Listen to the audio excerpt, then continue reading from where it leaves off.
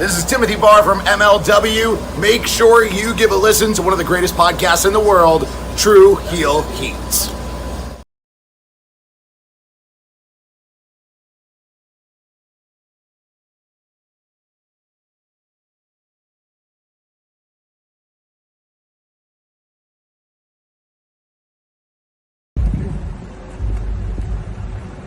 Yo, what up? You know what it is. It's your boy AJ Francis reporting to you live from New York City, the birthplace of hip-hop. And I'm telling you that I'm only tuned in with True Heel Heat Wrestling.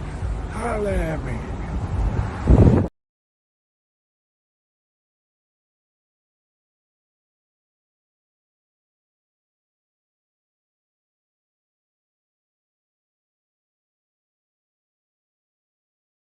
What's going on, everybody? This is your former AEW World Heavyweight Champion. Once a champion, always a champion. Swerve Strickland. Whose house? Swerve's house. You're watching True Heel Heat podcast.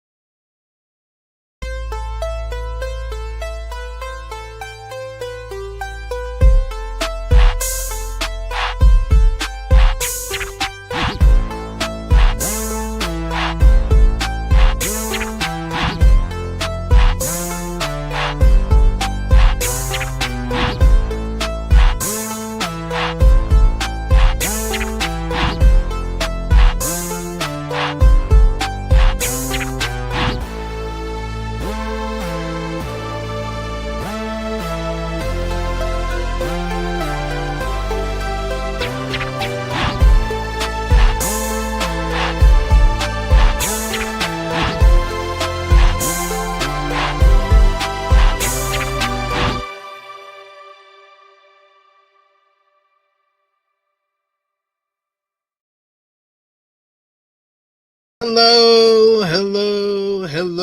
It is me, your True Heel Phenom, SP3. We are live on the True Heel Heat YouTube and Facebook for Rated Raw Review number 84. Welcome home, AJ Lee. 1 week ago, it was just a rumor. 1 week ago, it was just a report. And now AJ Lee is back in WWE, and we get to discuss it all with you today. And of course, to do that, I am joined by my esteemed colleague. He is back after his 1 week sabbatical, my main man, the resident True Heel, formerly alcoholic, now sneaker collector, and hookah smoker, It is the one and only Top Guy JJ. How are you feeling? What's going on, y'all? Since apologies for my voice, it's probably gonna be really low today. Still in a little bit of a funk here, but you know, we gonna power through this. We gonna power through this. How you doing, brother? It's that time of the year. It's that time of the year for sure. I understand. Don't worry, man. Yo, that shit literally started hitting me on the way to work. Yeah. Like I'm like, you know, you wake up usually and you wake up and you're like, oh shit, I kind of wake up feeling kind of like, what the fuck is going on? No, this shit was live. This shit was happening live. I'm like, what the fuck?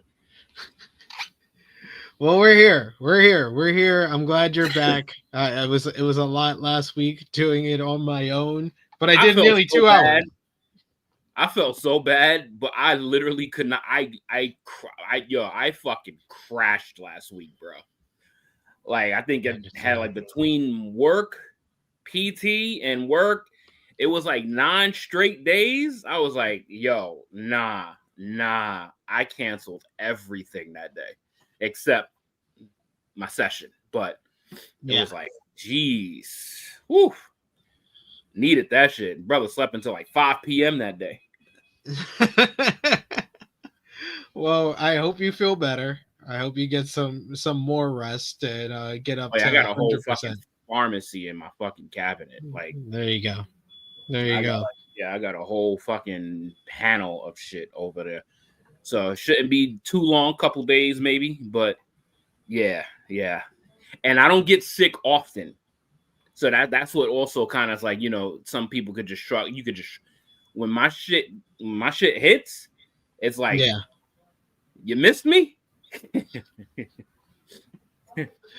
It always hits you. It always hits you good. But we appreciate y'all if you're joining us live. Appreciate y'all if you're watching us on demand. Remember to show your appreciation back. The simplest way possible is by dropping a thumbs up on this video. You can also share this video with all your wrestling fans, family, and friends on all your favorite social media platforms. If you're new to the True Heel Heat YouTube channel, hit that subscribe button. Hit the bell to stay notified for all the great content here. And of course, you can sound off in the live chat. We love to interact with all of you guys. Hear your thoughts on last night's Monday Night Raw, what you thought about AJ Lee's return on Raw, what you thought about AJ Lee's return on SmackDown. Let us know in the live chat. And of course, if you're feeling generous, you want to give back to what we do here, you want to make sure your comment is highlighted on screen and read out, and you want your thoughts read out, and you want us to actually give our thoughts on your thoughts as well and opinions on last night's show. You can send a super chat donation.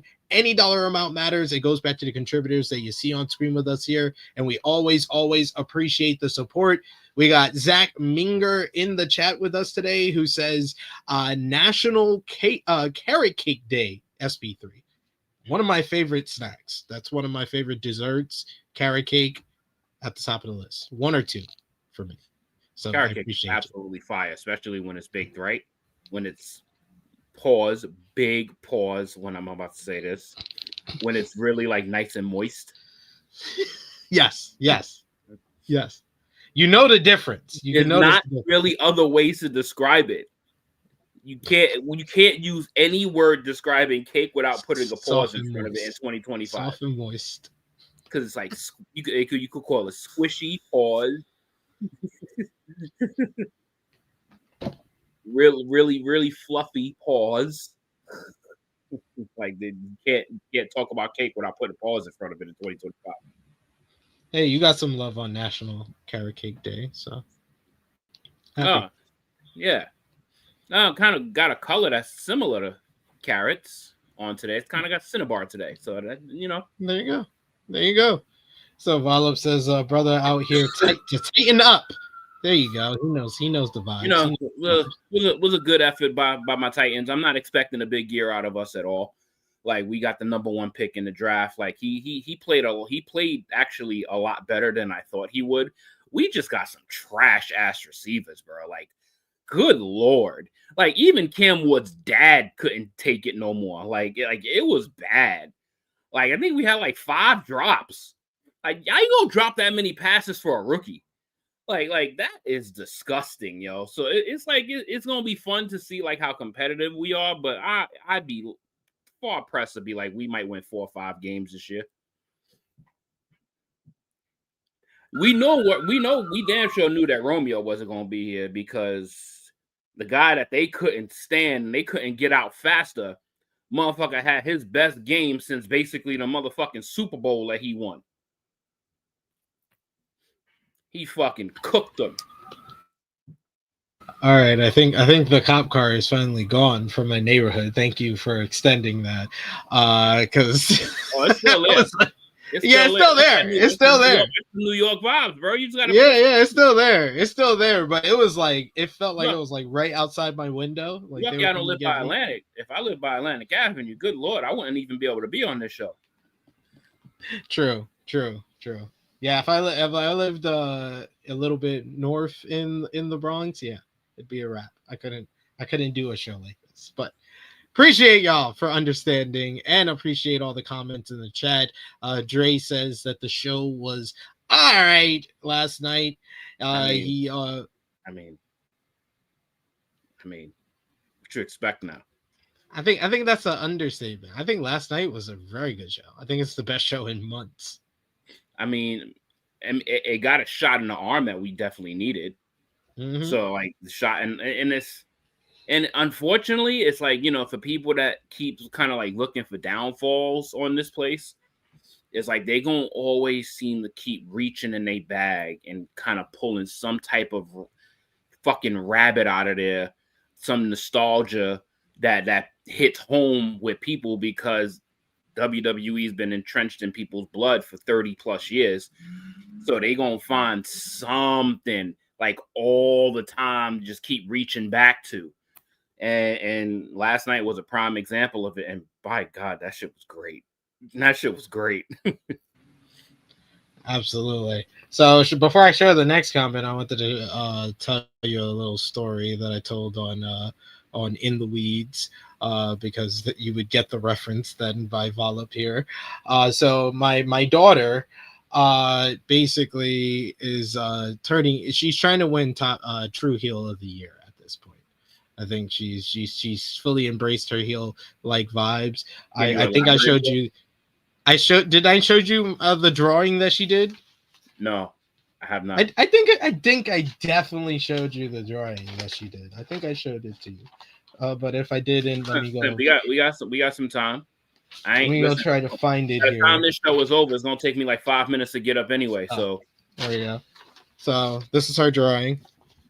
I did not see that. That's Harley and Charlie. No, that is demonic Peppa Pig with red eyes, who is seemingly either trying to eat or murder Talking Tom. You know what? That's art. That's art. Even got the messed up teeth and all. That's art. So that, and also now it was my missus. It was her birthday last Friday. So nice. I got her card and flowers and everything. So Harlem was in the vibe. My son, he makes her, a little piece of paper with like a heart and mommy and stuff. Harlem goes and makes a note for her and puts it on her dresser so she could find that weekend for her birthday. And she wakes up in the morning, she looks at the dresser, and the note reads, "Old Human." You know, I could attest to that because I'm an old human too. So that's why Volop said you're his favorite old human. I can attest to that. I'm definitely an old human. I'm about to actually become even older in about 5 days. Yes. So yeah, I could definitely attest to being an old human. Sheesh. These years be yearing, yo. These years be yearing. That's an understatement. I can't wait until you hit your 40s, bro. I can't wait. Oh, I can't wait to hear you talk about your knees cracking and your fucking body's like you got to take like You got to fucking do like a session and a prayer before you wake up in the morning. You got to make sure that when you fucking step on the fucking ground, that a fucking calf and Achilles don't pop or some shit. Oh, it's going to be fantastic. Oh, it's going to be fantastic. I wish this on all old humans. Because you know why? Because you can't avoid it. Such a downer. Like I want you to feel pain. Like what? No. No, I don't want you to feel pain. It's coming. I don't want you to feel anything, but it's coming. Okay, relax. Unless you're like one of these like uber athletic fucking people that we watch on TV every Sunday or every day during the NBA season and NHL season and MLS seasons. Yeah, it's happening. It's happening. Okay. So, it's good to know instead of it just like creeping up on you like, oh, that's what JJ was saying. I think I do know. I think I do know. I mean, you're getting previews of it now. You're getting previews of it now because you like right at the cusp. You're getting previews of it right now. Well, there you go. There you have it. 40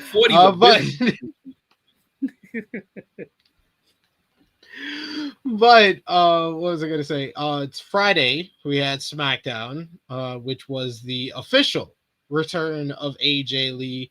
What was your reaction to seeing AJ Lee showing up in Chicago, confrontation with Becky Lynch, beating down Becky Lynch, giving her black eye, slapping the taste out of her mouth, and standing tall with her husband CM Punk at the end of Raw in his hometown of Chicago? I mean, it was absolutely fantastic. Like, it was really great. I just kind of wish that I wasn't privy to social media because they completely, spoiled everything. And it was kind of basically become a foregone conclusion that it's happening because of the reports and everybody kind of talking about it. So it's not as much of a surprise, but it still felt like it felt really good, like seeing AJ Lee come out. Like it was like, damn, this is like almost the turning point of the Divas division of when she started to kind of be like revolutionary a little bit on the microphone, saying different things that wasn't just, pillow fights and all of these little stupid types of like stipulation matches. Like, this was that turn where her and they were starting, like Natalya and Nikki was starting to have like actual wrestling matches.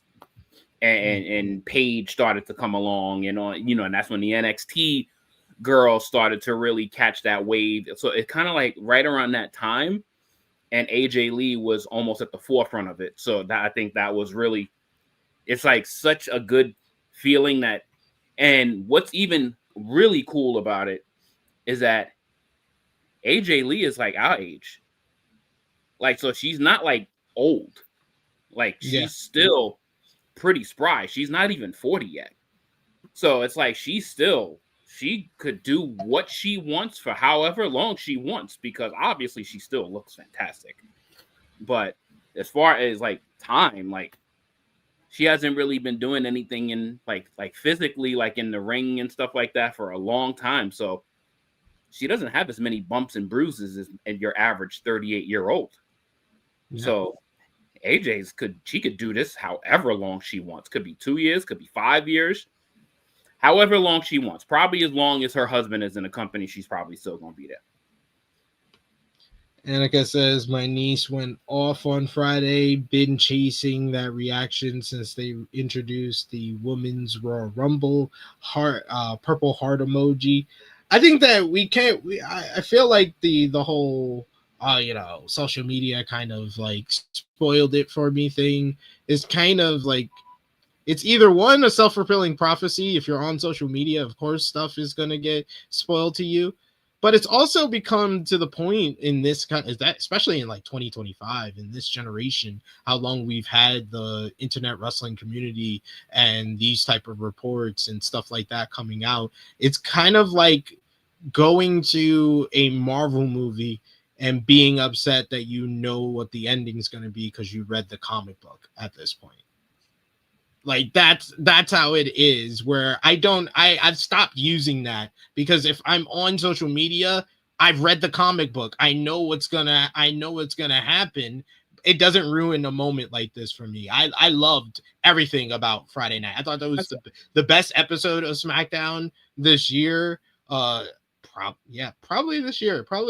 I would say this is up there as like the most memorable for sure. Best thing that they've put on SmackDown this year with the AJ Lee return. And I thought that Becky Lynch was fantastic on Friday. Oh, yeah. She was great last night. CM Punk plays his role very well. Even Seth Rollins does not get in the way because he's not basically been around. And honestly, last night he was the most relatable he's been to me the whole entire year, because he was a flustered husband. And I've been with my missus for 6 years, and I've been there. So I related with Seth Rollins for once. So I respectfully disagree with the comparison to cinematic films and wrestling, because there is no comic book to wrestling. Wrestling to me has always been, forever, for my lifetime, has always been a soap opera. It's basically the longest soap opera you're ever gonna fucking see in your life. It's a never-ending soap opera, which means you can't go back and read what's about to happen. Like you're constantly living in the now, and then when they bring past characters back from years past, that's what they promote, because they know that's what people's going to tune in to see. So like if you watch there's fans of soap operas who read Reader's Digest and used to get storylines spoiled to them as well. But if you're reading Reader's Digest, you are literally going for the spoilers. You are Reader's Digest was really a publication that was made more for like interviews with the actors and stuff like that. It's only until those actors started revealing certain things that they started revealing that type of stuff. It then became known, and it was like you're doing it to yourself, similar to going on social media and having a timeline that's full of wrestling things. Well, yeah, I mean, but you can't in turn change your algorithm. And we're all gonna be going on social media no matter what we try to do. But like if you try to go to social media and quick fast, like try to move, a lot of the times, especially with the media and especially with the algorithm knows that you're gonna look for, it's usually the very first fucking thing that pops up on your feed. And also this pops up on your feed. But it's also the fact, like, this is not the time to use that excuse, is that WWE spelled it out for you over the last week. I mean, they've done it for years now. So that's no, never to this degree. No, I definitely disagree with that. Never to this degree. With AJ Lee, no. To the sign with CM Punk, a whole 20-minute discussion on the post show of Clash in Paris. Then the segment last week on Monday Night Raw, I talked about it for nearly 40 minutes on my own with the chat. I was like, this was a great segment, but it basically spelled out AJ Lee's returning, to the point that Friday, with the whole tease of Punk's going to be there on Friday. Oh, where's it at? Chicago? Oh, that's where the next big angle is going to be. That they literally had to do something to be like, hey, this is not AJ Lee. This is not AJ Lee, guys. That's how much that segment with Becky and Punk spelled out AJ was coming. Yeah, I mean, it was basically WWE's answer to Punk's return to wrestling. Yeah, and once the segment on with Punk and Becky happened, and then when Punk went to Pierce and said, "Where's SmackDown?" and no, I mean, the writing was clearly on the wall. Like, it's clearly on the wall. Like, it's. I will hold on to it until I see it again. The element of it happens. That's all. Like, I'm not trying to forecast change, but I've seen shock pops, shock returns for a long time. And now that's basically done. That's essentially done. That's out the window. Like, you're not getting shock returns no more. Those things are just not happening. Those are null and void to a degree. No, you get them. We just got them at SummerSlam. No one called Brock coming back. Yeah, sure. I guess No, I mean, am I saying a factual statement or not? Like you can disagree with who it is, but you can't disagree with that's a factual statement that no one reported that Brock Lesnar was returning at SummerSlam. Yeah. I'm not gonna disagree with it. But this is where we are, and I'm okay with it. I still loved it. I probably watched that return segment probably like 4 or 5 times already. Like I can't even lie. Like I've downloaded the clip on my YouTube, so I could just go and watch it because that was obviously the biggest pop she's got in her life. Was that comeback there, which it's like the wait was worth it. When you get that kind of reaction, the wait was worth it. Yes, because like people were crying, they ate it up, like your favorite woman's favorite woman, as she would say later on, shows up on your screen 10 years after you don't think that this is ever happening again. Like there's still a light to that feels amazing, and this is why the WWE essentially will always be like the kings of this professional wrestling industry, because they can hit home in ways that no other company could. I've been underestimating AJ Lee. Like I've been talking about it on every show I've been on this channel since the return happened, but like and seeing the promo last night really reminded me. Like I think she's one of like the top 5 greatest women's wrestlers on the mic.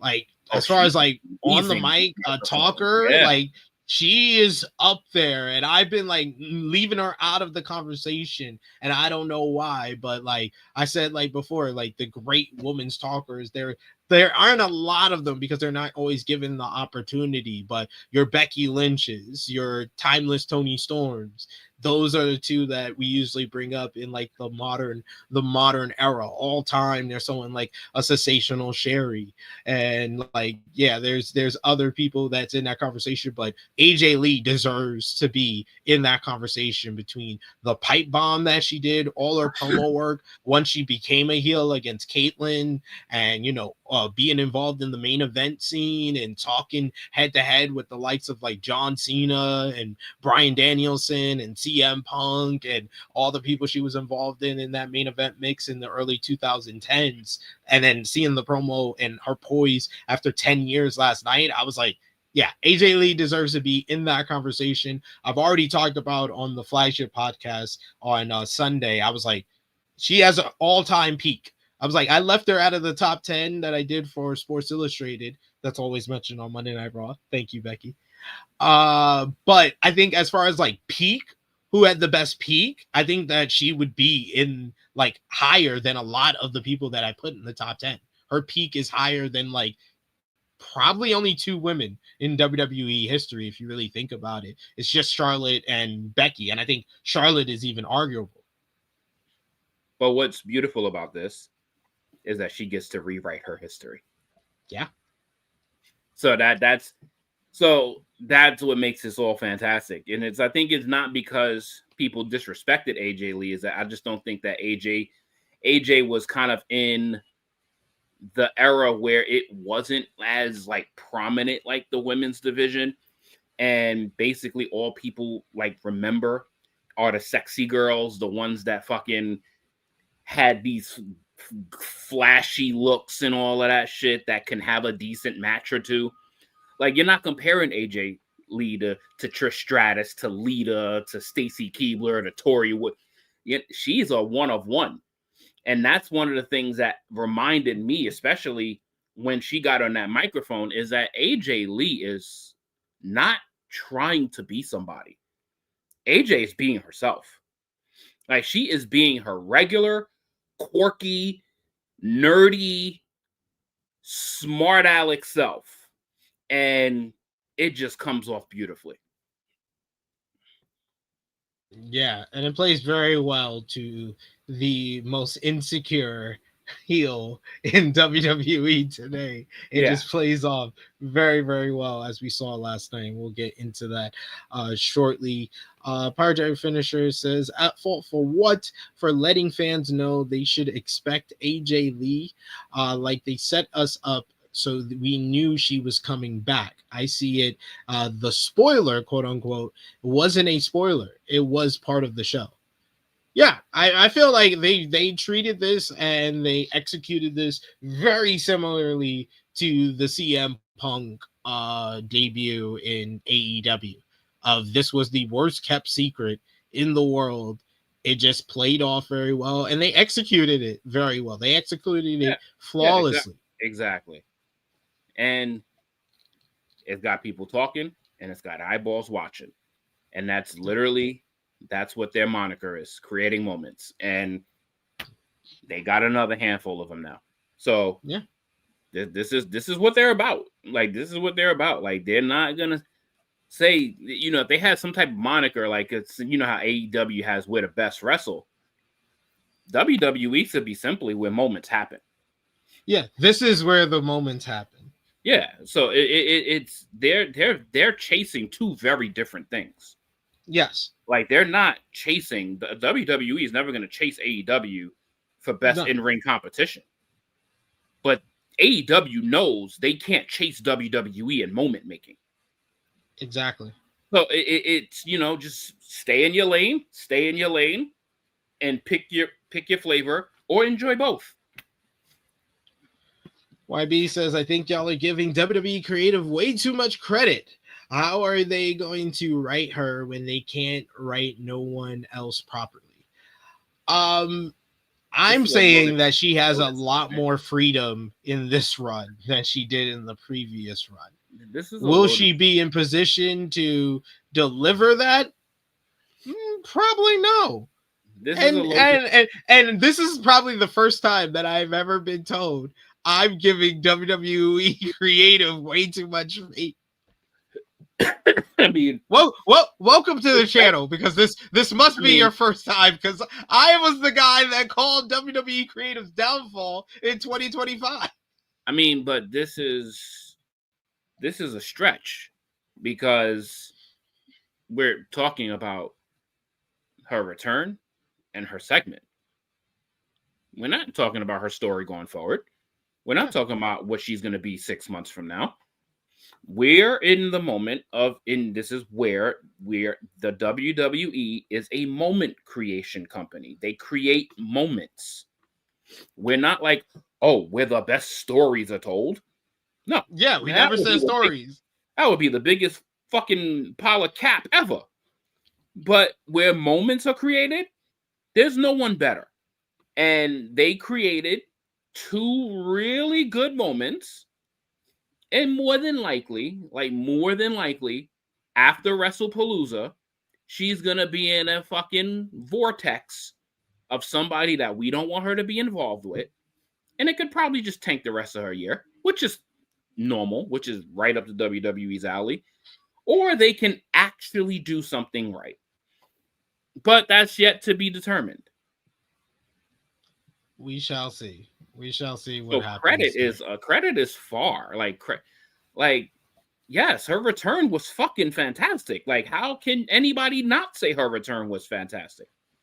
Like, how can somebody not say that? Or if they see her, what she delivered yesterday, how could anyone not think that those are really great? These are just moments. These are not ongoing storylines that we're forecasting AJ Lee to propel to WrestleMania main event status with the best booking possible, because we know that ain't happening. No, never that. Never that. With WWE, you live in the moment. AEW, you live with the wrestling. Yeah, we know what we're gonna get from these two companies, especially. We know what we're gonna get from most companies. If you watch it long enough, you can figure out what they're going for, what their focus is, what the highlight is, what you should come for as a fan. But YB, we appreciate you in the chat. We always appreciate any difference of opinion, and if we got to explain some of our thoughts.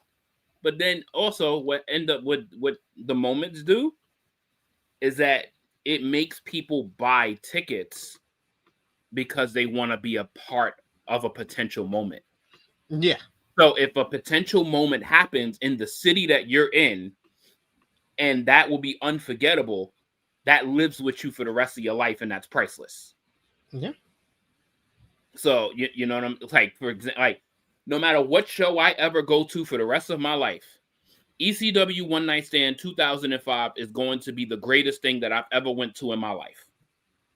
No matter what I ever go to for the rest of my days, nothing is going to beat the environment and the spectacular event that was, and just the aura of being in a fucking wrestling party. But that's my taste and probably 2,500 other people's taste that was in that building that night. So, you know, it's just people are chasing moments, and that's what they're spending money on. They're not spending money on, oh, this is going to be a great show. People are there for a moment. Yeah. Belle, she sold like 3,000 tickets in 4 days. WWE had already sold out half the building before the teases started with AJ Lee. That was a nice try, though. I've been seeing people say that on social media. I was like, y'all are hilarious. They're starting to call her box office now. No, I mean, she is box office. Don't get me wrong, but don't give her something that she. Don't say she sold out also. Like, they just announced the show 4 days, and they had no tickets sold, and then AJ Lee teases started, and she sold out All-Star in 4 days. That's how these type of like stuff, like Hogan lies, are created in the wrestling world. And that's what we just talked about. It's like that they needed this shot in the arm. AJ gave him the shot in the arm. They had 10,000 tickets sold. That shot in the arm sold out the building. Yeah. So like that injection of just completely making that building a must-see place, and now people are paying resale prices for these tickets. Yeah. People are and just talk about the 178 million social media views like they talked about for her debut. She is smoking it when it comes to social media buzz. AJ Lee is back in WWE. We're going to discuss her first time back on Monday Night Raw. We got a few more comments to highlight here. You got Chuck Berry's who says only Triple H says that WWE creates great stories, and that is a lie because they hit and miss a whole lot. Very true. Very true. I mean, they miss more than they hit, but they're like a baseball player. Like if they bat like 300, they're doing really good. Which means they strike out 70% of the time. But if they bat in 300, they're a really good player. Yeah. Yeah. Very true. Very true. Yeah. Can't even argue. Then you had let's get into last night's Monday Night Raw. Monday Night Raw taking place from, where was it taking place from last night? Milwaukee, Wisconsin, coming off the heels sticking in the Midwest after Chicago on Friday on SmackDown, and now they're in Milwaukee for Monday Night Raw. There was a video package of AJ Lee's return on SmackDown to kick off the show. Becky Lynch and Seth Rollins were shown arriving at the arena in Milwaukee. Becky basically got the zoom in by the camera, and she basically shoves it out of her face and then walks off as Seth is walking in the back. Lynch was without her Intercontinental Championship as she didn't retrieve it at the end of SmackDown on Friday. Tonight's announcers are Joe Tessitore and Corey Graves. They said that Wade Barrett was on vacation. Graves joked that the internet said that Barrett was exiled, talking about the whole drama between Wade Barrett and Nikki Bella last week, but Wade Barrett confirmed that he is just on vacation that he got in advance. And then we had the kickoff to the show was the Usos. Jimmy and Jey, they kick things off this week, entering through the crowd. We first see Jey, and then he walks down the stairs, and Jimmy comes through the corridor. The fans ask them to run it back after their entrance, and they run it back and do some more yeeting with the fans. Jey spoke briefly, saying that the Jimmy and Jey, the Usos, are now in Yo City. But before they can continue, the Braun Stars of the Vision, Braun Breaker, Bronson Reed, they come out to interrupt. Breaker told Jimmy, a SmackDown wrestler, he must be lost because the Vision ran Monday Night Raw. Breaker got flustered, fumbling over his line. So he gets so mad that he suddenly just snaps like he wanted to hit the ring, and Reed had to hold him back. You can hear some laughter from the fans. All Reed wanted was for Roman Reigns' family to acknowledge their tribal thief. The crowd booed that and then sang Roman Reigns, Roman Reigns. Reed said they dealt with Reigns already and Jimmy would be next. Jimmy told them to watch their mouth about the tribal chief. Jimmy made some crack comparing them to J&J Security, calling them PB and J Security. The Usos also made some quips about Paul Heyman, aka in the words of Roman Reigns, dumbass, aka the wise man, aka the advocate, aka the oracle, which Jey quipped that he looks like a whale. He quoted, and they were going back and forth. It was fun to see the Usos kind of vibing again on the mic. They were having a bunch of fun, and this made me realize I was like, I tend to forget Jimmy is the much better of the two on the mic. And this was quite obvious now because I had to spend the last 2 years of Jey cutting promos on his own. But Jimmy was great here. This leads to them making the challenge and making it official that they will face the Visions, Braun Breaker and Bronson Reed, in a tag team match at Wrestlepalooza. Reed said, but they said they don't have to wait until then. They can have a preview right now. Reed says that they can wait until Wrestlepalooza until LA Knight attacks the Brons from behind.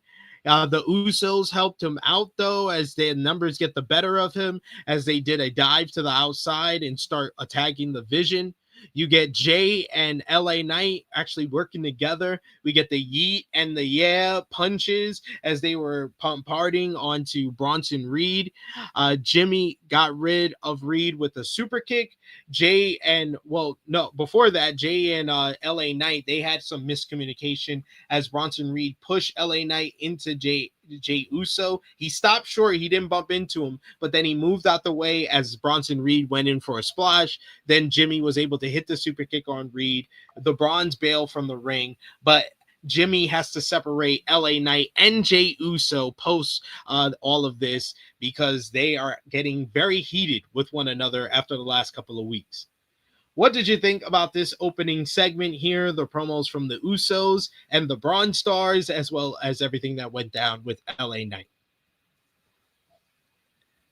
It was fun watching the Usos kind of go back to their classic promos. Like it wasn't, it was cool, like them kind of going back and forth like that. Those are the good old Uso penitentiary days. So that was kind of cool to see. I don't know how much chemistry the Brons have when it comes to like exchanging with somebody that's not CM Punk or somebody that's not Roman Reigns. Like their promos on that side felt very just generic. So hopefully they can like mix it up a few more times so they can kind of have some heat on each other, because the Usos absolutely eviscerated them in this exchange. Like they got fucking cooked. That's why Bron couldn't help himself, and he was just getting pissed off because he knew he was getting cooked. Well, it's because Bronson Reed was the much stronger of the two. And yeah, he was relatively solid. He wasn't like great or anything, but he was relatively solid. Braun, we're starting to see over the last couple of weeks, especially, his weakness is he's still not comfortable on the mic. Fully, yeah. He's not comfortable being consistent on the mic. Like he'll have his explosion here and there, but like consistent delivery and dialogue is definitely an opportunity of his. But you know, that'll come with time. Like he's still super young, so it's not like he's under pressure to make this happen like tomorrow. Like he's got years and years to build upon this. And the history and the rivalries, the interactions will build that rapport and dialogue, and you know, for him to say these things intellectually. So it'll come with time. Like he hasn't been with this roster so long, so he doesn't have much steam. And then remember when Netflix first started, he was on the shelf for essentially the first 6 months.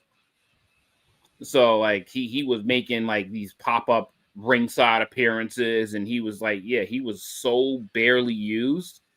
So he's doing catch up right now, and I'm okay with that.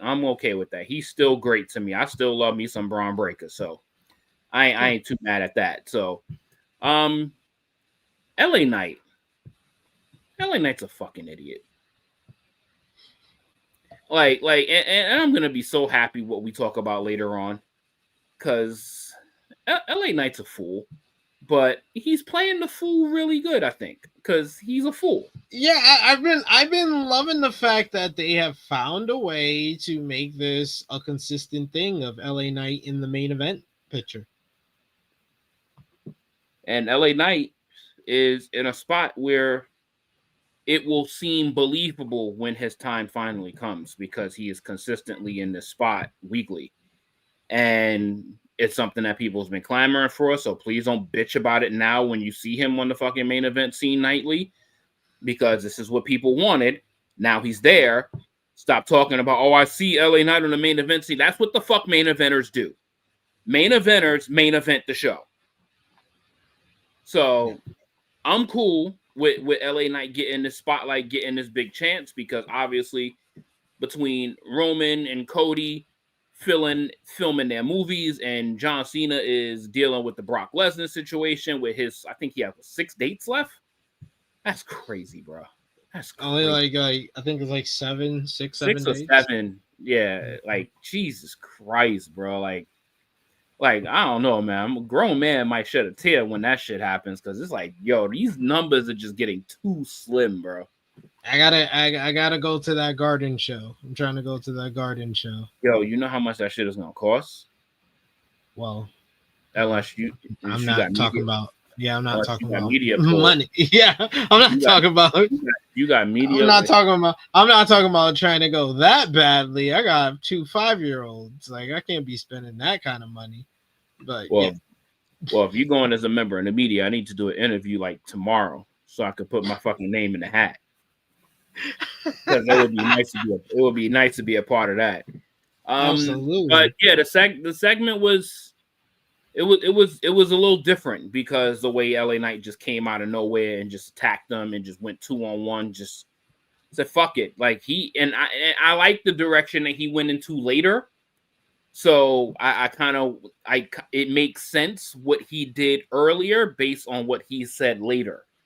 So let's talk about that after the I think this was the first ad break of the show. Knight said that he didn't care about the Usos reunion or their match at Wrestlepalooza. If Jey Uso had a problem with him, they could deal with it face to face.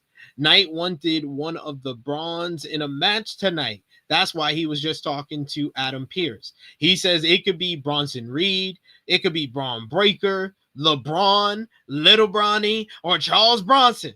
He just wanted to beat the piss out of someone named Bron tonight. This was one of the better LA Knight promos that I've heard in recent memory, where it just had that flair to it, where like it feels like LA Knight, his issue over the last couple of weeks, especially on the mic, is that his mind moves way faster than his mouth does. That he's thinking of stuff to say, but his mouth can't move fast enough to get it out.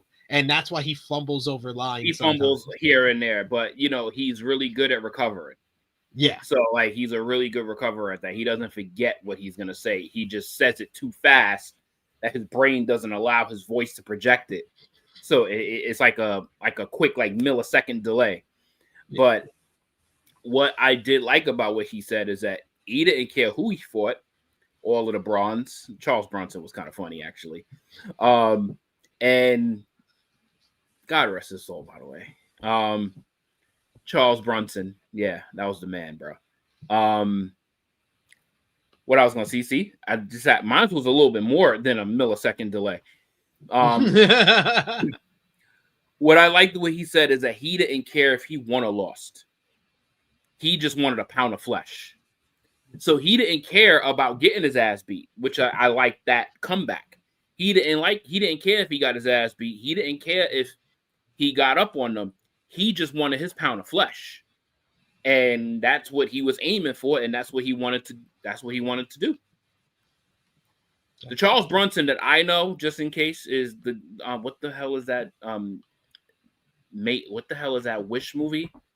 Oh my God, it's an old series of movies that this man was a part of. That was fucking legendary. Oh my God, I'm definitely not gonna remember it now with my sick brain. But don't even try. He was in a collection of movies that was really good that my mother had put me on to a long time ago, and this was probably like the 80s. Death Wish. There you go. Death Wish. Thank you, Chuck. Yeah, so you see, like that series was cold. That series, even YB said it in the chat too. Yeah, I got it from Chuck and YB. Yeah, that series was cold, bro. Appreciate y'all for picking up the sick brains delays, because that shit. I knew it was something Wish. I just was like, I'm not gonna just keep throwing out fucking words, because I was like, this shit ain't make a wish. This shit ain't choose a wish. Just. He's like, it ain't make a wish, it ain't wish, it's something wish. There you go. But yes, thank you to the chat for helping us out there. Well, I'm pretty sure the American was talking about the American Charles Bronson. He probably wasn't talking about the prisoner in the UK. No, probably not. But another promo where people were wondering who they were talking about was from AJ Styles on this show. As AJ Styles, during one of the ad breaks ahead, he came out for his matchup as he was going one-on-one with El Grande Americano. AJ Styles cut a promo during a break, and they tried to make it more interesting than the usual off-screen promo. Styles says that he didn't have anyone at his side for the first time in his career. He put up the 2 sweet sign before putting it down. He said Luke Gallows and Carl Anderson weren't there. He said Michin was over on Friday Night SmackDown. It almost felt like someone orchestrated a way for him not to get help. He doesn't remember the last time he won. He would take things out on El Grande Americano tonight because he feels that someone is holding him back. He would make El Grande Americano feel the pain that he has afflicted on him and the person that's been holding me back because they didn't want him to be there anymore. So what do you think about AJ Styles with this very cryptic message? This comes off the heels of AJ's son going on social media and replying to a fan who said that Triple H's booking of AJ Styles has been disrespectful. Fucking putrid. And AJ's son says, you're not the only one who feels that way. So the fact that AJ Styles did not win the fucking Intercontinental Championship at Clash in Paris is a fucking wrestling crime. And I would be salty if I was AJ Styles as well. Because, bro, literally, not even cap, AJ Styles was literally the most over person in the entire fucking stadium. Like they were there to serenade him. Like the love that he got, and knowing that this is his farewell tour, and they couldn't pull the trigger even for a short period of time, just to keep this stupid ass Dom story going that no one knows where the fuck it's heading, couldn't just give AJ Styles at least a month or two of shine with this title. Yeah, I'd be salty if I was AJ Styles too, because I was like, this is some bullshit. So I wouldn't be surprised when his contract expires in February that he does do one quick run in AEW to get some dream matches out the way, and then he retires like a year or two later. Because I think it's gonna be that's a sour taste, my bro. That's a sour taste. It's gonna be up to his son. I think his son, if his son is like, hey dad, I just want to see you like have some fun with some of your old friends from like the Bullet Club and the Indies and New Japan, and see you have fun on like the main stage before you hang up your boots once and for all. I think it's gonna be up to like his family and his kids to kind of say like, yeah, I think we want you to go somewhere else because they're not appreciating you in this final run. And based on how his son is reacting to his piss poor booking, I think his kids want that for him because they know it's not going to be a super long time. Like, they know he's not going to be gone for like another 5-6 years. He's probably going to do a year or two max, and 2 is pushing it. Yeah. But if he does like a full solid year, like AEW is going to run 11 to 12 pay-per-views at that time. The fucking classics that he can fucking get. Kenny Omega, Will Ospreay, like Hangman Adam Page, Swerve Strickland. Yeah, because he still, in his heart of hearts, feels like although he's retiring, he can still go. Like, he's still Will Ospreay will give us the greatest AJ Styles match of all time, even at 50. Even AJ at 50, he will give us the greatest AJ Styles match of all time. Like, he could have his farewell run with people that he chooses because he can have his retirement match with Joe. Like Daniels will come out of retirement and they would run back the 3-way. Like, bro, they couldn't throw this man a bone. I was so pissed off when I said, and then the way they made him lose. Like it was like, yo, this is a slap in the face, bro. This is such a slap in the face. Like it was like the most basic ass heel interference with a clean pin at the end. Like, it was like, what the fuck is this? Like, he's been chasing around this man for months, being uncomfortable for months, doing different things with his character, and you can't award this man that is twice Dom's age one run real quick? Nope. Yeah, I'd be salty if I was AJ too. So I big props to AJ for doing that shit. Yep. Respect for him. But I think we're more talking about like when we're saying speaking of, we're more talking about his son, not AJ. Because that promo last night, that was WWE making a story out of it. Well, yeah. Yeah, but if his son that's not him is salty, the man that's going through it is salty. Yeah. Because it's like, yeah, he's gonna do it because it's his job. But dog, Dominic Mysterio is gonna be with the WWE for the next 15 years, minimum, probably. He ain't going nowhere. He's never leaving the WWE. He could have lost the IC title and won it back. And and the fact that AJ never even won this title before. No, he did before. He did.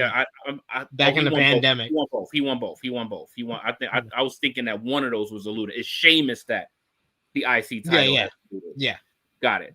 Yeah, but I mean, come on. Oh, my God. I didn't even mention that one. Oh, my God. Takeshita. Okay, that would need to be one of AJ's last matches because Takeshita probably... Yeah, that would have to be one of the like the November, December type match because, I don't know if AJ can handle too many of those. Project Finisher says Bandito. Bandito was flat. Yeah, it's Bandito would be fucking nuts. Oh, my God, that would slap. That would be fucking nuts. AJ and Kyle Fletcher? Kyle might hurt him. Yeah, that is true.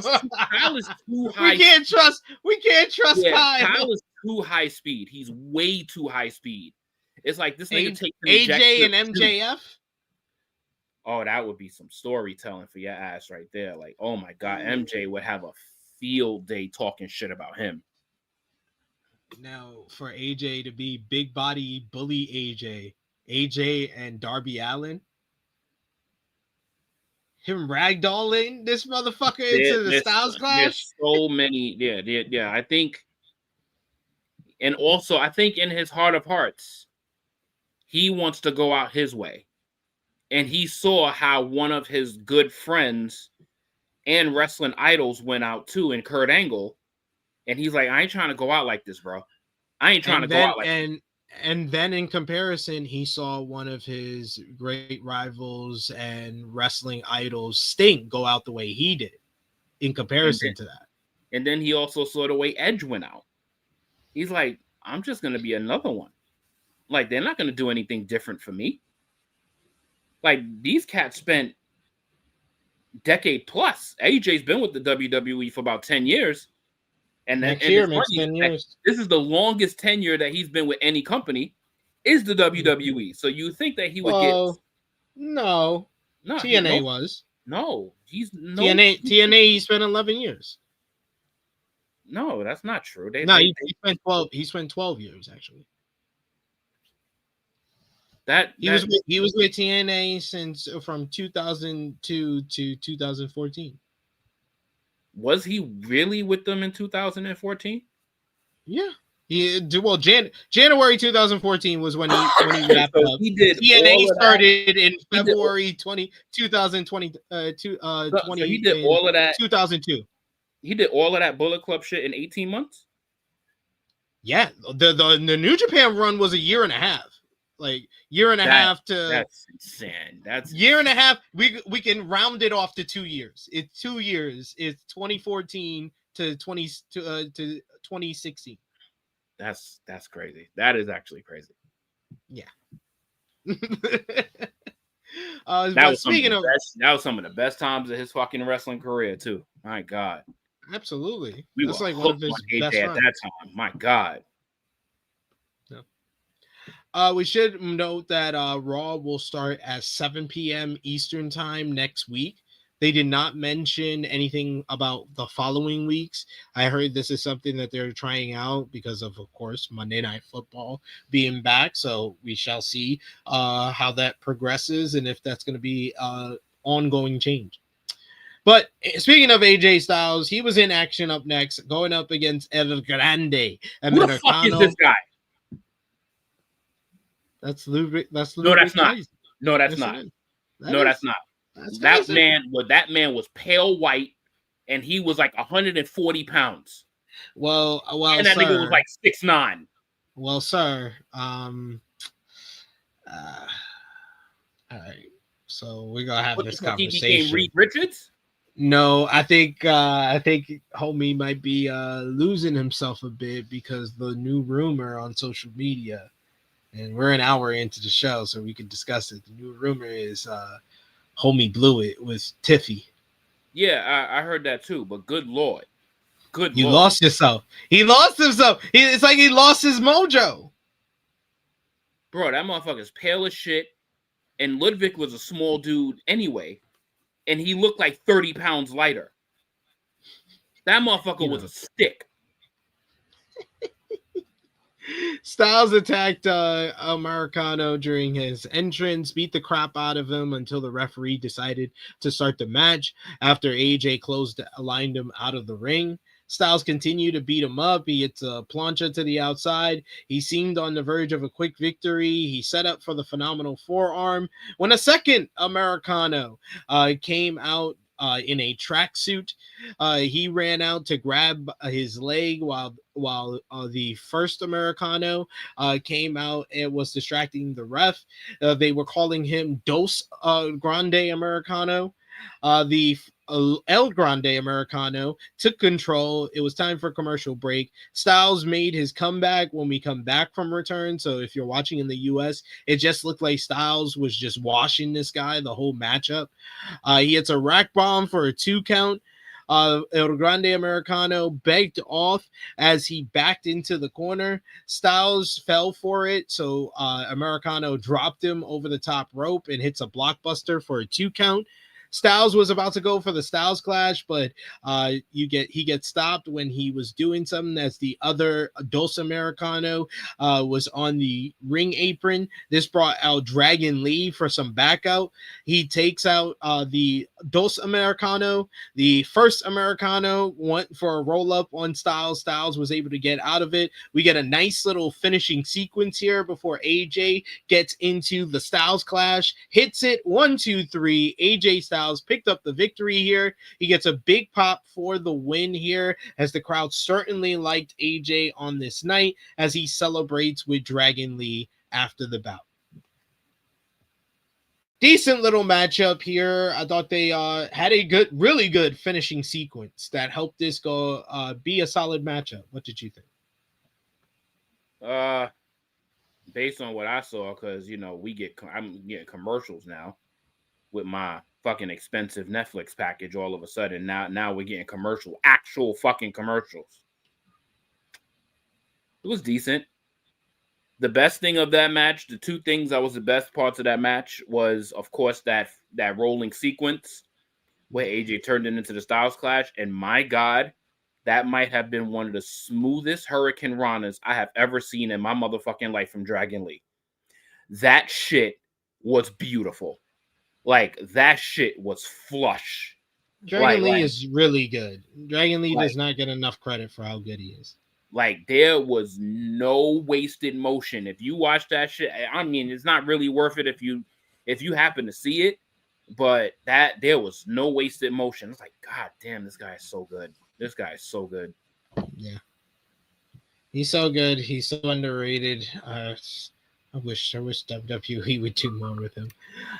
We go backstage. Adam Pearce is with Io Sky, where we have this weird segment where he says that Stephanie Vicaire couldn't make it to Monday Night Raw, so the contract signing for their matchup at Wrestlepalooza has been canceled. However, he still anticipates her being ready for their title match at the pay-per-view. Sky was relieved. Nikki Bella then approaches and also asks about Stephanie Vicaire, but she also puts over Io. They start talking to one another when Pierce tells her the update on Vicaire. Asuka and Io Sky then interrupt. They barge in fact, being very rude to Nikki for the second week in a row. Nikki told Asuka to show some respect as she paved the way for her. That was an outrageous statement. Asuka laughed at that and offered to beat some respect into her tonight. Nikki accepted. Sane tried to apologize to Io for all of that, but Asuka called her Kairi! As Kairi was startled as she walks away. Kyrie's sell of the Kyrie! She's like Sanford and Son. Oh my God, it's hilarious. I'm enjoying. This is the storyline that has consistently been my thing over the last like 3 weeks or so. We now have more storylines that are interesting.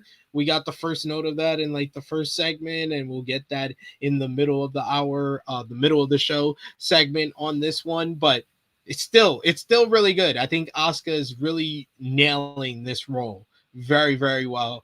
Io Sky and Kairi, they play their parts role right, and they're finding more usage for Nikki Bella, which I know most of us thought that this would just be a one-off role for Evolution. It seems like she's here for a little bit longer. She's still here even after losing to Becky in a bad match. Did anybody else like laugh when Nikki Bella said that she paved the way for Asuka? I've laughed a lot. I laughed a lot. Yo, that is when you say the epitome of cap. Like, and the fact that she said that shit with a straight face. Like, there's a part of her that believes that. Like, bro, somebody needs to go talk to her. Somebody needs to show her some grass. paved the way for Asuka of all people. Man, like where you paving? What you paving? yo, yeah, this happened. I don't know what to think of this shit. This shit is just a hot mess right now. You got. I said I like this story. It makes sense. I don't think it's a hot mess. It's this. It feels. It's feeling a little samey to me right now.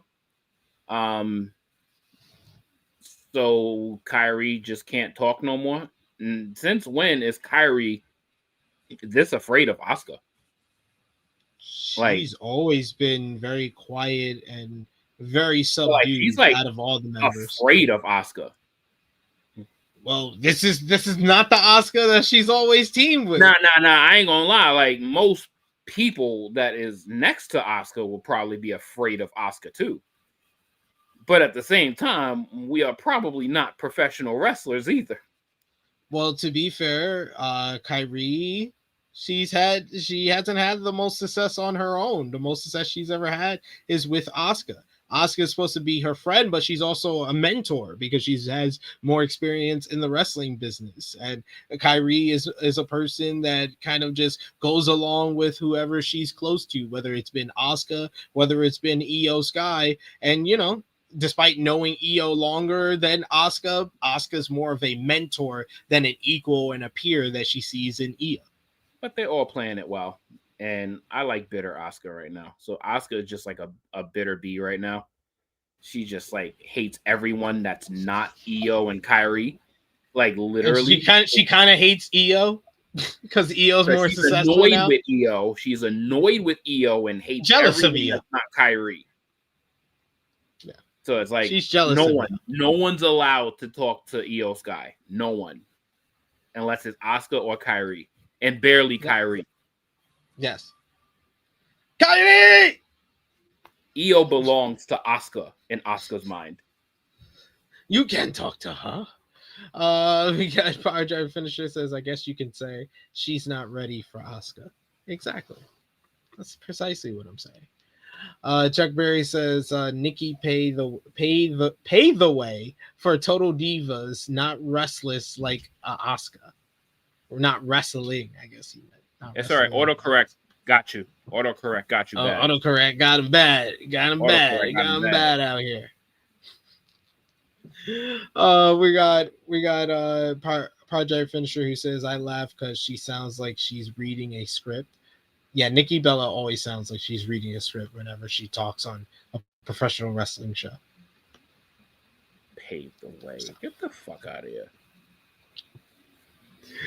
They claimed that the clip of AJ Lee's return received 178 million social views. They aired a video package of her highlighting her career and run as a multi-time Divas champion. I thought that this was a wise decision for anyone who wasn't around, because there actually has been people on social media who have been like, oh, what's the big deal? Why are everybody so, excited for this girl? I wasn't watching wrestling back then, or I stopped watching wrestling back then and came back. Like, what's the big deal about AJ Lee? And I've had to explain it on multiple platforms, on the flagship podcast. Like, she is very important. She set the groundwork for like the big boom. Like, she, in a lot of ways, her and like someone like a Paige is like the Larry Bird and Magic Johnson, who kind of set the foundation, got the popularity going for women's wrestling, and before the boom period that came with Michael Jordan and with the Four Horsewomen when it comes to the women's wrestling in WWE. But AJ Lee set the groundwork, and her peak, she was mixing it up with the top stars in the early 2010s, and there's an argument she was in the top 5 most popular stars in the entire company at one point.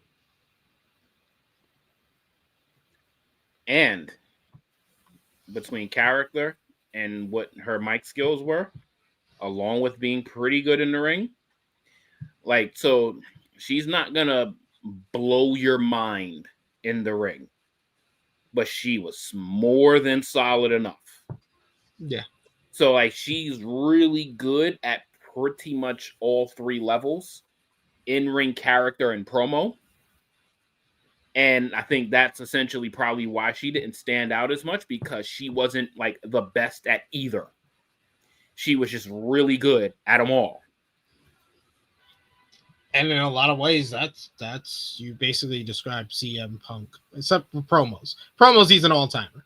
Right. But if you go back and listen to what she said, she could be. If you like, as far as on the women's side, if you kind of go back, because all of a sudden there's been clips everywhere coming out based on what the things that AJ's been saying and doing and what she's been talking about, and she was cooking. AJ was cooking. The pipe bomb is one of the best like women's wrestling promos of all time. Like, it was very much someone who was at the top of their game and was being critical of like the current state of what the company was giving to the women and the current state of what the women were concerned with. That was just like a great take. It was a very meta take on women's wrestling at that time, and AJ performed it flawlessly, where it was worthy of the moniker of being a pipe bomb.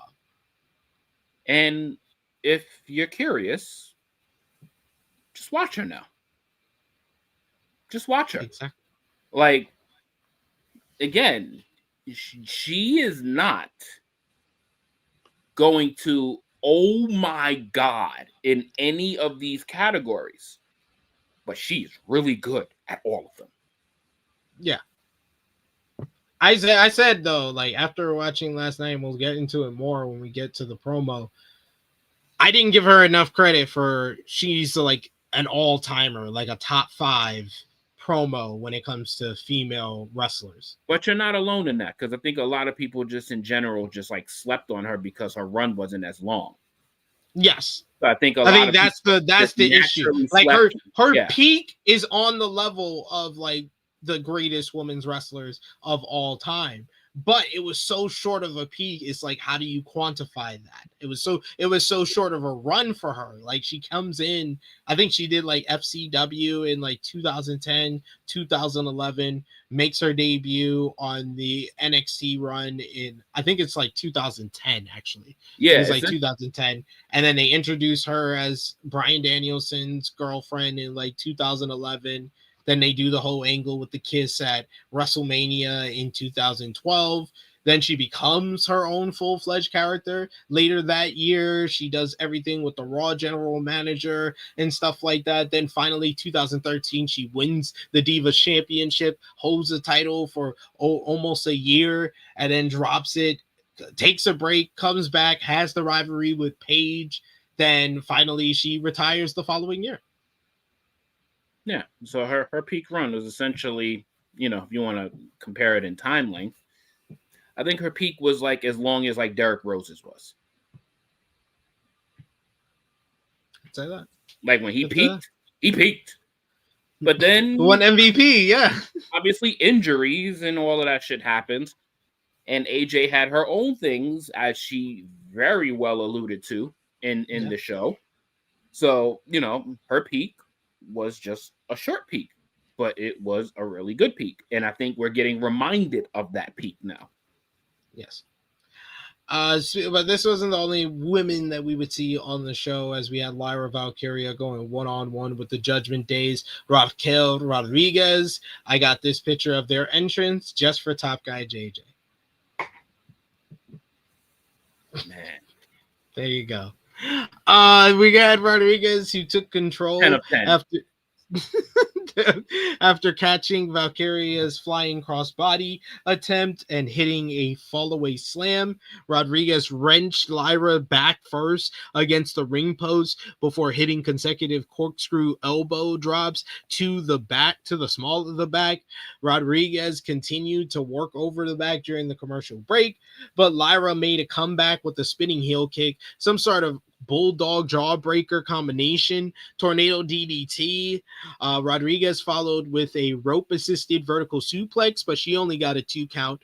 Valkyria went for a sunset flip power bomb, but Rodriguez held on to the ropes. Valkyria hung on to Rodriguez, sat up, powered her down, hitting a power bomb for a near fall. Graves put over Rodriguez's strength here, but it was really Lyra with the impressive showing, in fact. Valkyria tried going for the Nightwing, but dropped Rodriguez partially because her back was hurt and because Perez hopped on the apron, which we also saw in the last match. Lyra and Raquel traded counters until Lyra applied a deep cradle for a 2 count.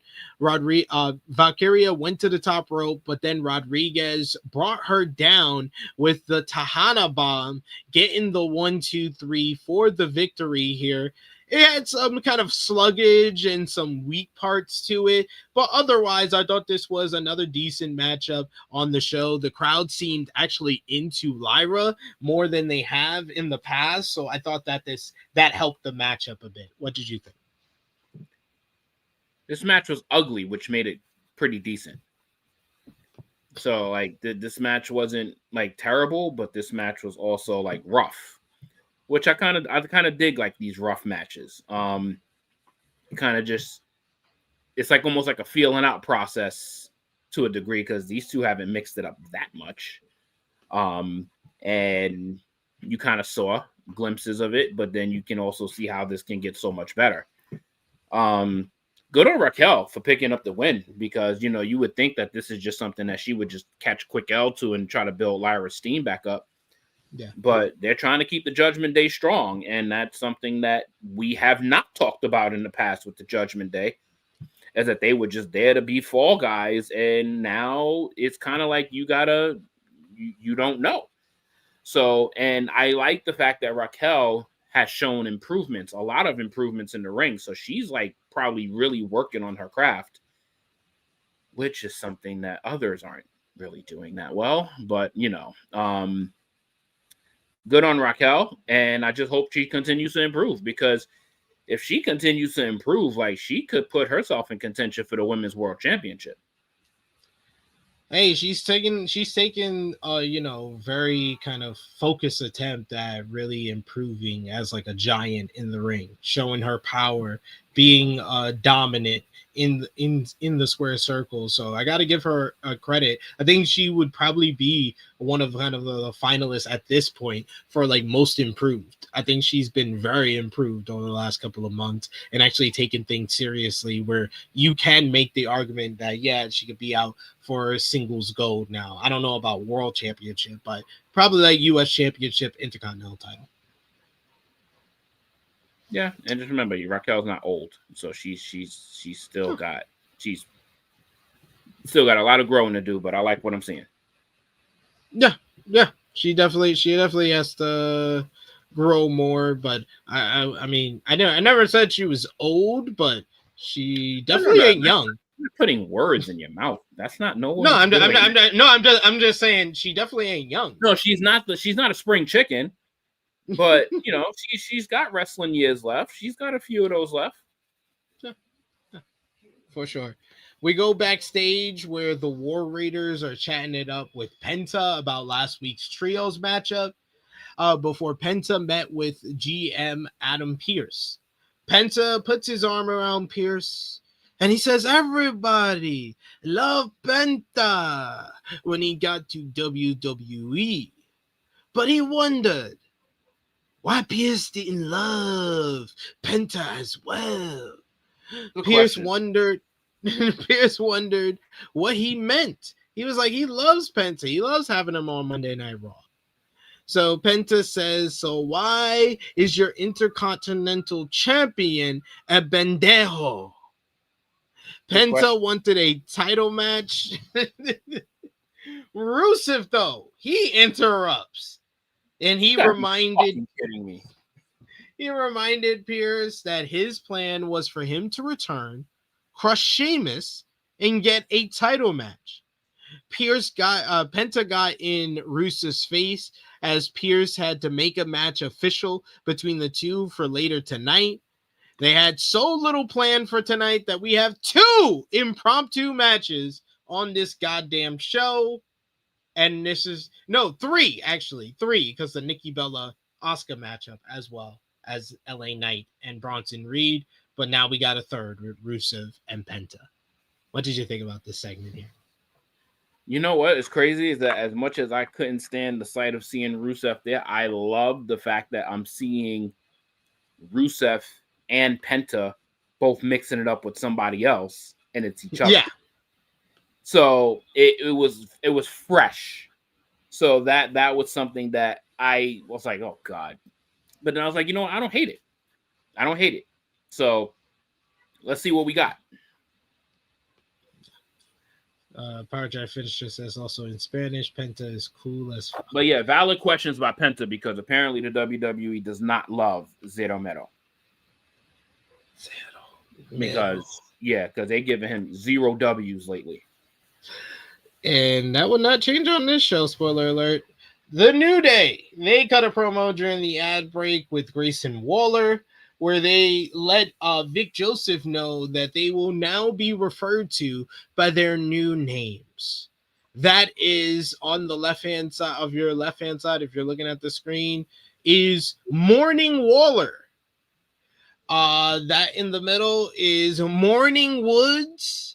And finally on the end is Morning Kingston. They are the New Day. Yo, Morning Wood is crazy, bro.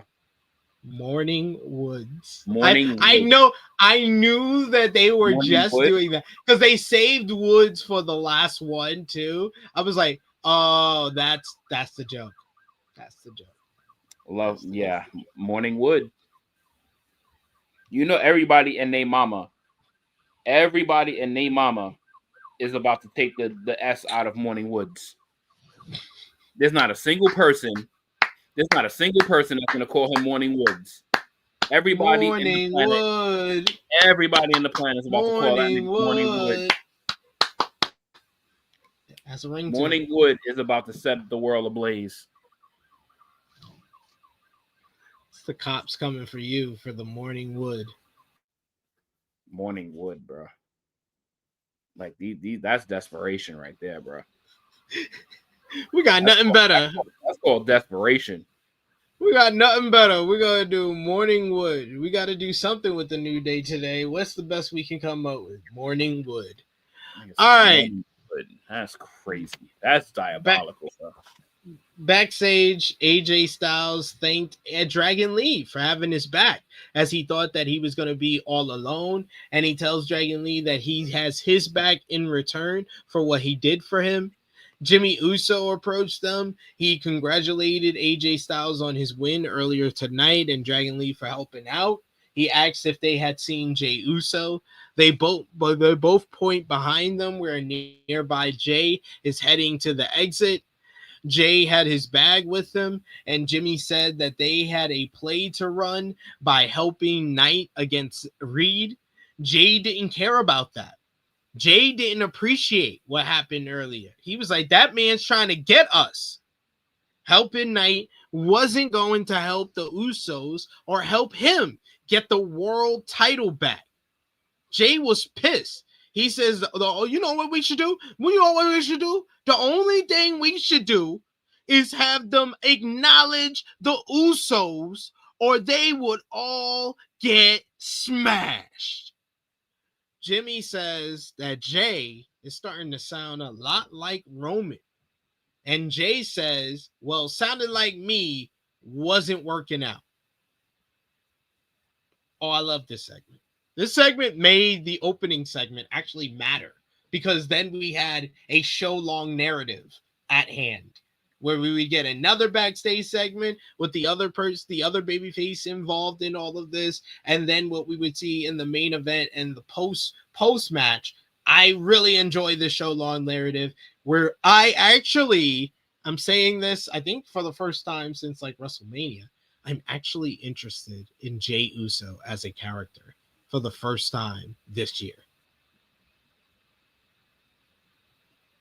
I think you're muted. That's a lot of progress.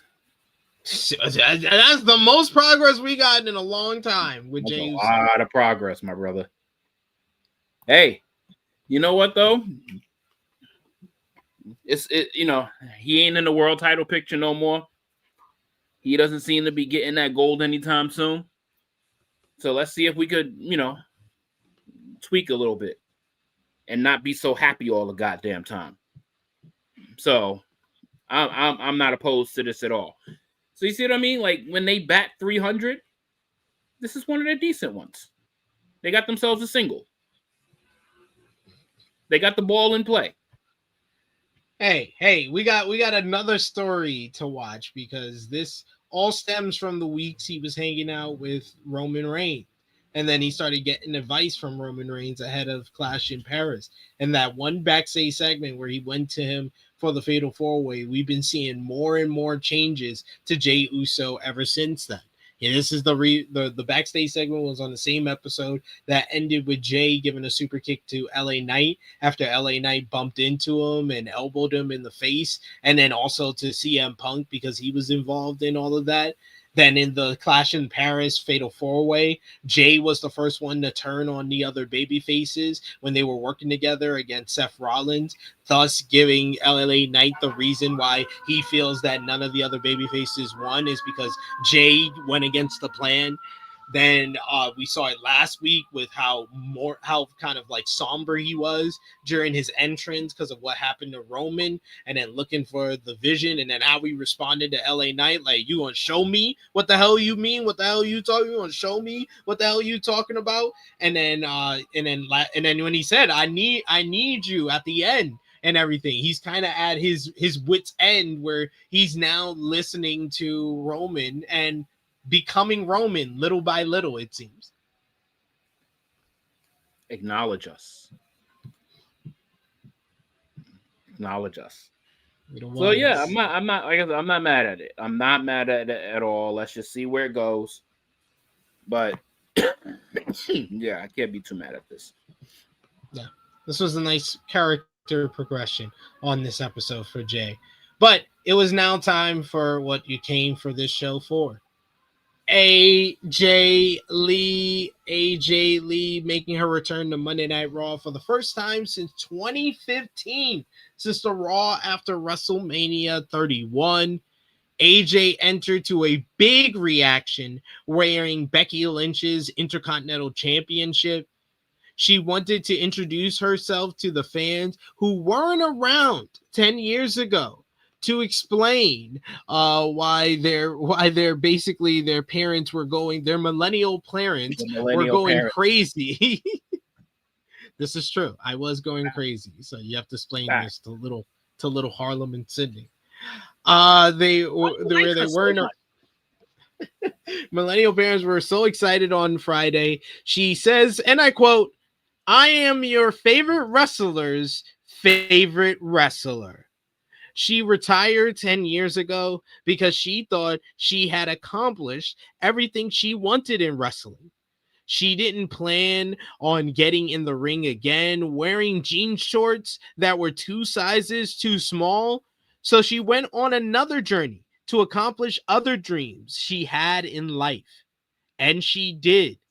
She also went on a mental health journey. That got a big reaction from the fans. She wasn't healthy and needed to take care of herself and get right. She went for therapy, and that got some cheers as well. She was happy to hear the fans cheer therapy. She's like, yeah, therapy. And she's like, therapy. The fans respond with therapy chants. She took all great. That was awesome. That was sweet. She took all the mental chaos and turned it into her superpower. Every day was a fight, but that fight was worth it. You are worth it. She felt good. Yes, she felt really good for a long time. And then she watched Monday Night Raw. Healing wasn't linear. It was one thing to watch your husband face Drew McIntyre or Seth Rollins or John Cena, but it was another seeing him in there with Becky Lynch. AJ Lee wanted to like Lynch. They had so much in common. Lynch was a leader, a rebel, a New York Times best-selling author. She makes the smile like, and one of the fans say, you did it first. She was like, yes, I did do it first. Did it first. Then she saw Lynch motorboat her husband. She put her hands on him and defamed him. Before she can continue, the women's Intercontinental Champion makes her way down to the ringside area. She says that this was not about AJ's stank-ass husband. She thought everyone was insane and pointed out, why are y'all not saying what the real problem here is? She's wearing my title. Lynch informed Lee that they were nothing alike. Lynch got in a fan's face because they knew what she was about to say and didn't want to hear her say it, but she said the line. She says, I am the greatest women's wrestler of all time. And it's not just me saying it. It's not just me saying it. Other people are saying it. Sports Illustrated is saying it. I just clapped. You're like, this bitch. On my feet and she's gonna get that shit out every week now. That got the most heat of anything she said in this promo was her saying the line. She knows it, which would makes it great. Which makes it work. This is why it works. Lee, she says that the crowd told Lynch that she sucked. So Lynch says she'll need to go to therapy after this. The crowd chanted therapy again.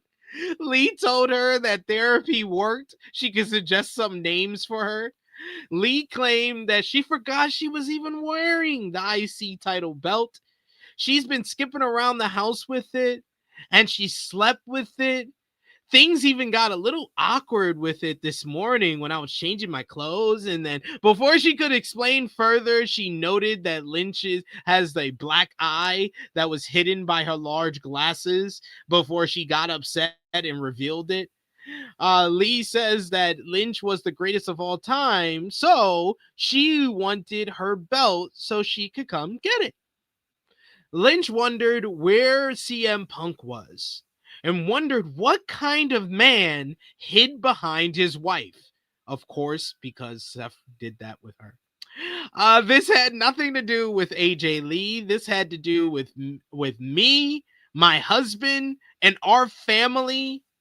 She stuck her neck where it didn't belong. Lynch called out her husband, Seth Rollins, the world heavyweight champion at this point, so Lee could see what a real man and champion looked like. Rollins entered with the fans singing his song and told AJ to give back the title so they could all leave this dump of a city. AJ offered Becky a chance to get her belt right now so she could give her another black eye. Or they could agree to a tag team match, AJ Lee and CM Punk against Becky Lynch and Seth Rollins. Seth didn't want to get through that. Becky was at this point completely irate. Rollins explained that he was the champion around here. He called the shots. He's clearly exasperated by his wife being just this upset. He was going to get in the ring and get the title back for his wife. Lee thanked him for mansplaining all of that. Loved that she used mansplaining on WWE TV. Rollins stepped into the ring, and Lee stepped between him and the title and got in his face. So we get Lee doing that a couple of more times with Seth being unable to get around her to get the title. Seth gets very upset and gets in her face. He starts talking down to her once again. At this point, CM Punk shows up behind Becky Lynch and walks past her. Becky tries to get the attention of Seth before Punk picks him up and tries to deliver to go to sleep. Seth is somehow, some way able to escape before Punk is able to execute the move. Rollins was so pissed off that he finally does accept the tag team matchup for Wrestlepalooza. Becky was livid. She wanted no parts of this.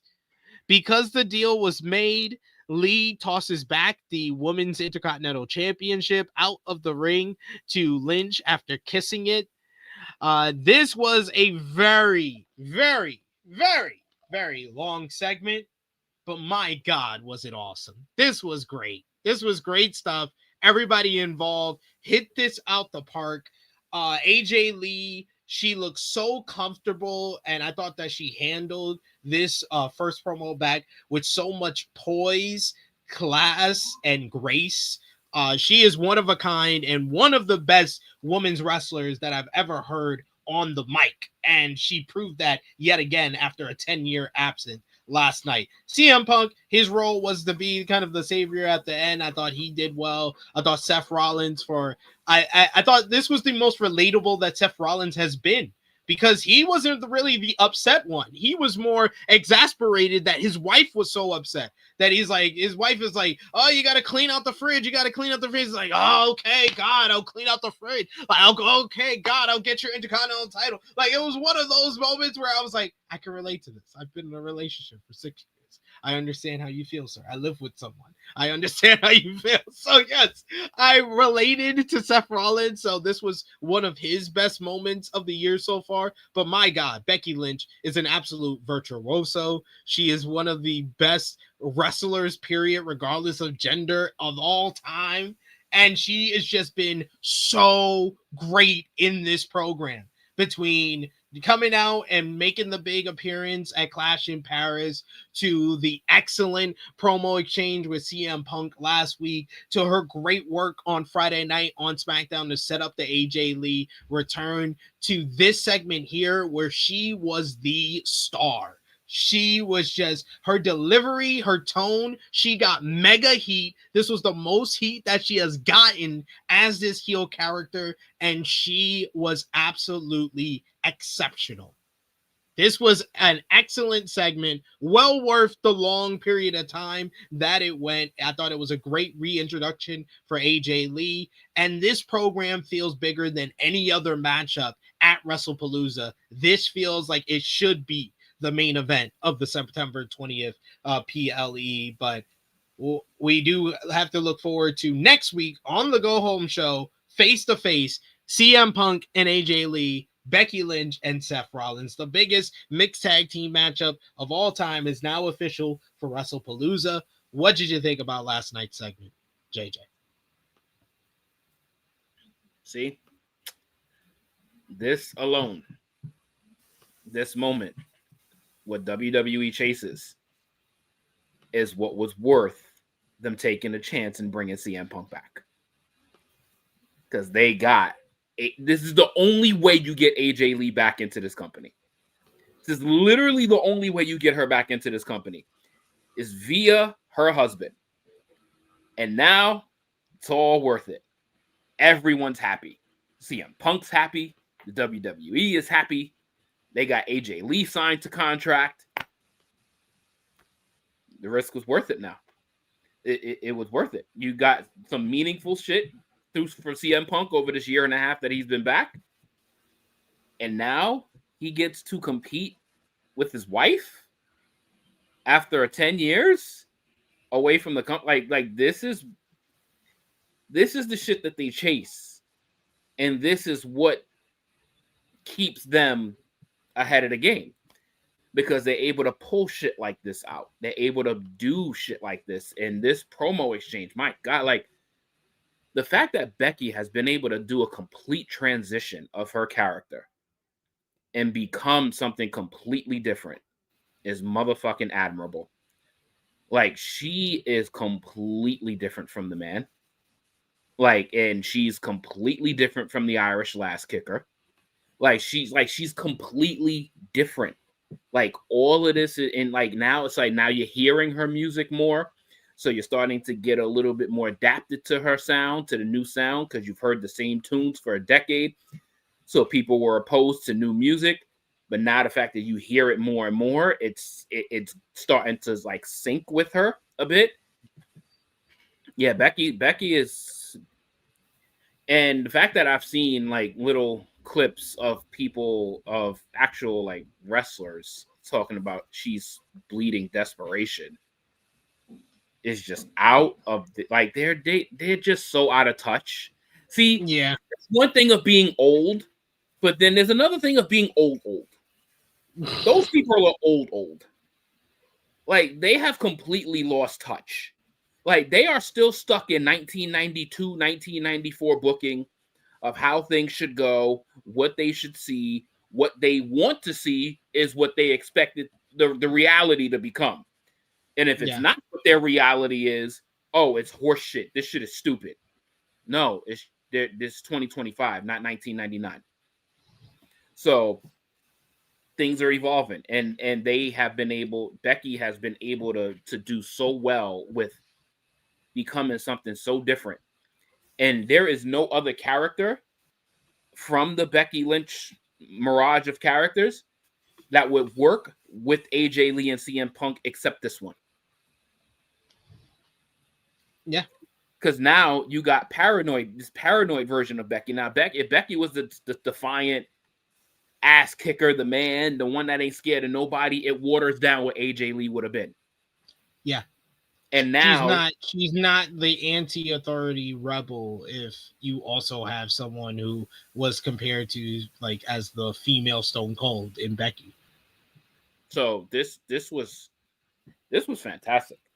Like AJ's promo, her words, they hit home.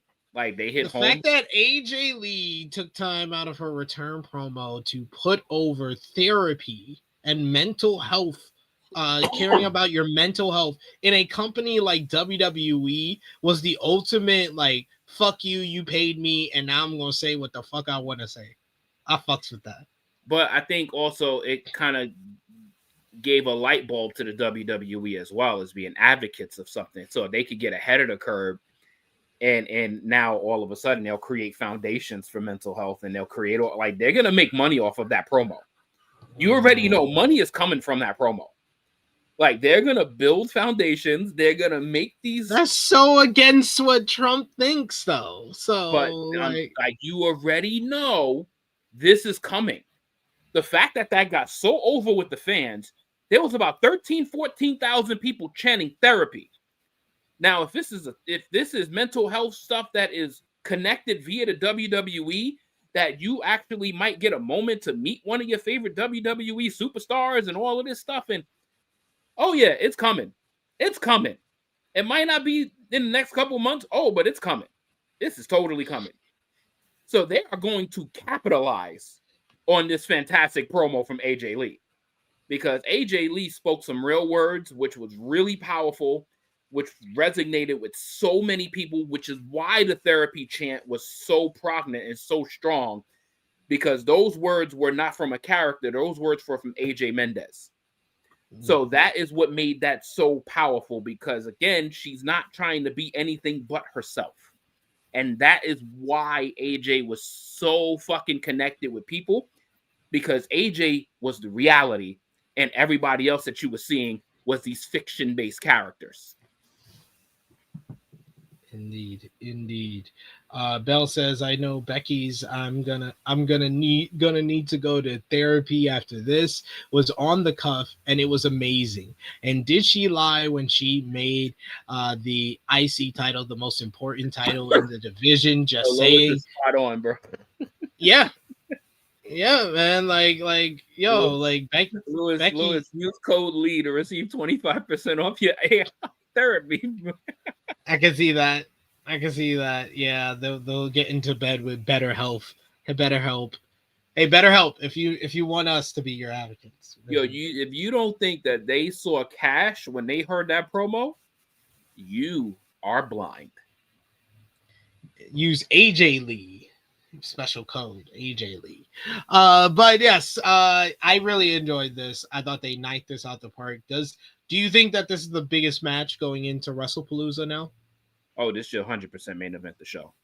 I don't give a fuck about John Cena and Brock Lesnar. Like that match, John Cena and Brock Lesnar don't even care about it, because basically they're not even showing up weekly for it. So they are. They are. I mean, They're Brock's on SmackDown this one's week. taking turns on SmackDown. John Cena now came to Raw. John Cena took the week off this week. Literally, there's 2 weeks left in the fucking pay-per-view build. So John Cena will be on this one. And then Brock Lesnar might pop up on next week's episode of Monday Night Raw. Like, they've had no exchanges. They've had no exchanges at all. All you got was a couple F5s, and I'll see you at Wrestlepalooza, bitch. That's the build. That's literally the build. What else was needed? We already knew. We already knew that whenever Brock showed up again, we're gonna get that match. That's why it shouldn't main event. Fair. AJ Lee hasn't had a wrestling match in over 10 years. And it's with the world heavyweight champion and the women's intercontinental champion. So there's 2 champions in this match. And someone else that continuously chases this match, this championship.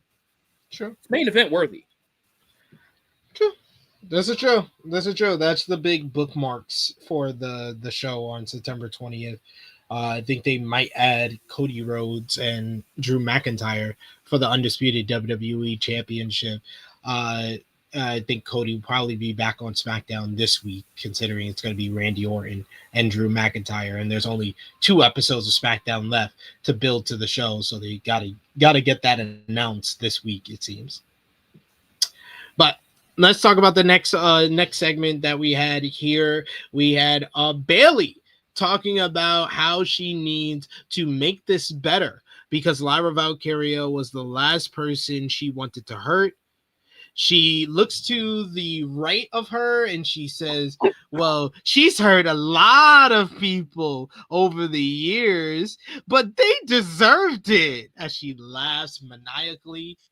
So she isn't sure how Valkyria can forgive her when she can't forgive herself, as she looks over to the left-hand side and has more of like the Bayley glow and talks in a way similar to the hugger. The voices start talking to her again in her head as there's different colors and lights being shown. But she insists that she'll make it right. She'll make things right with Lyra Valkyria. This was a little too over the top for me. I'm able to suspend my disbelief and go along with the story, but these vignettes have either ranged from, okay, I like this, I'm interested, to, okay, this is a little too over the top, this is a little too hokey. I don't know if this belongs on Monday Night Raw. So, following up one of the most over chants of the night in therapy, why aren't we just giving Bayley therapy? I mean, this is true. Like, there just needs Sounds to be like she needed that.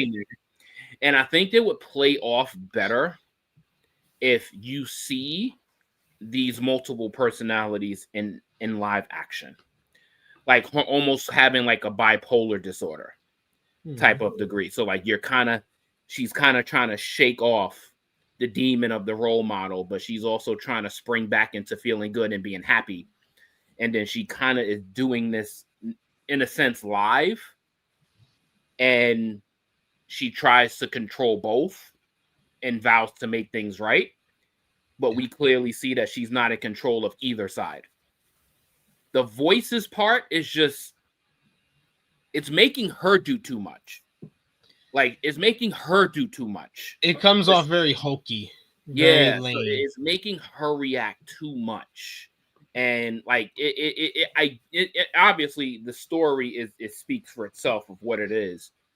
But I'm not mad at it, because if we get what I think we're gonna get, I think I'm gonna enjoy it, because we're gonna get split personality Bayley. Like that is something that I definitely think is coming. Like, we are going to get basically essentially how it was labeled, the three faces of Bayley. So that's a big possibility that's coming, which would actually be a really good turn for her, because she needs it. And it would keep her on TV every week, essentially. But I ain't too mad at it, but I do get what you're saying, though, like a little too over the top. I think they just need to simplify it and just make it a little bit more direct, instead of all of this extra, like, lights and dazzles and hooplas and shit. Yeah, just a little too over the top for my blood, but maybe it's just me. We do have a super chat donation from our good brother Chuck Berries. Thank you so much, Chuck Berries, for the support. He says, if we get some great news on my favorite girl next year, I will share a huge super chat with you guys. Hold me to that, please. I think I know what you're talking about. I don't know if it's going to happen or not, but I am going to hold you to that. If you had to put a percent on it right now, what would your percent be? Percentage of Bayley leaving to go to AEW? Yeah. It's higher than AJ Styles leaving and going to AEW. I would say I'm at 25%. Yeah, I'm about 15-20% as well. I just think she's a WWE lifer. Like, I just think that she's not gonna leave for the money. I don't think she cares too much about the money. No. I think she just wants to be in prime position. She wants to stay involved. She wants to stay with the company that gave her a career, but she wants to keep herself involved. I don't see her leaving the WWE for a paycheck or for dream matches. She just doesn't seem like the person that is chasing that. No. She's an involvement, and I think that that's not very much to accommodate. Yeah. DeAndre is saying the best. He says Bayley needs a change of scenery, though. She should go to the dub for a couple of years. Yeah, if her real goal is to return back to WWE, that's all fine and dandy, but she needs that time away from WWE. Yeah, I think that's also true as well. But it's kind of like, who do you know who to trust and talk to make the right decision? Because it's like, can you really trust like Mercedes? Can you trust them to make the best decision for you? Because at the end of the day, you got to make that decision yourself. Because this is you that's got to pack up and move. This is you that's got to change your life. This is you that's got to be happy with the decision that you made.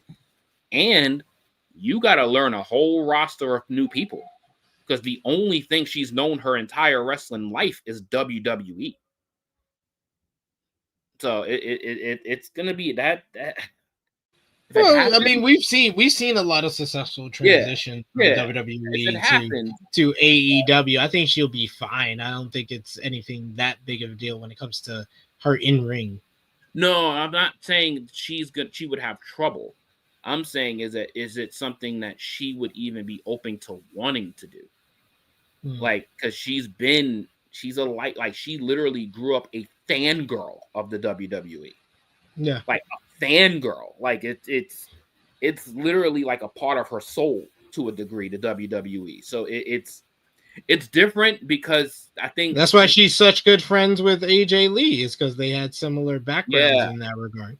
And it's she would probably need to feel loved if she goes to a different place. Like, she would need to feel a warmth, a welcome, a natural like vibe if she goes somewhere else, because the vibe she knows is all the girls in the back that she's literally friends with pretty much the entire roster. Yeah. It's going to be really hard to pull her away from the WWE, like really hard. Definitely understand that. We had up next that aforementioned challenge matchup, Penta going one-on-one with Rusev. A fresh matchup for both men who honestly really needed it at this point. Rusev held control until Penta fought back after a commercial break. But of course, that didn't last too long before Rusev tried to get back into things.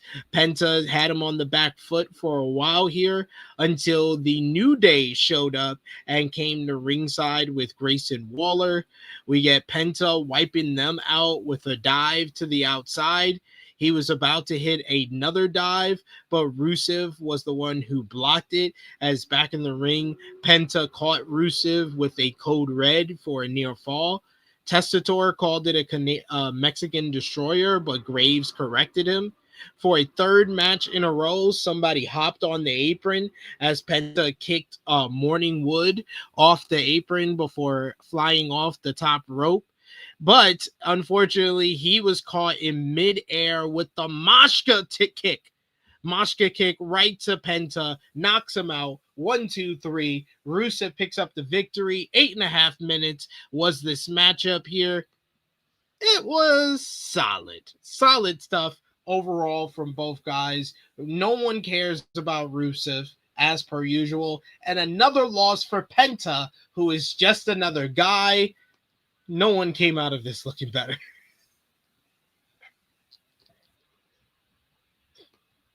So we're happy to get it, but then there's going to be no outcome from it.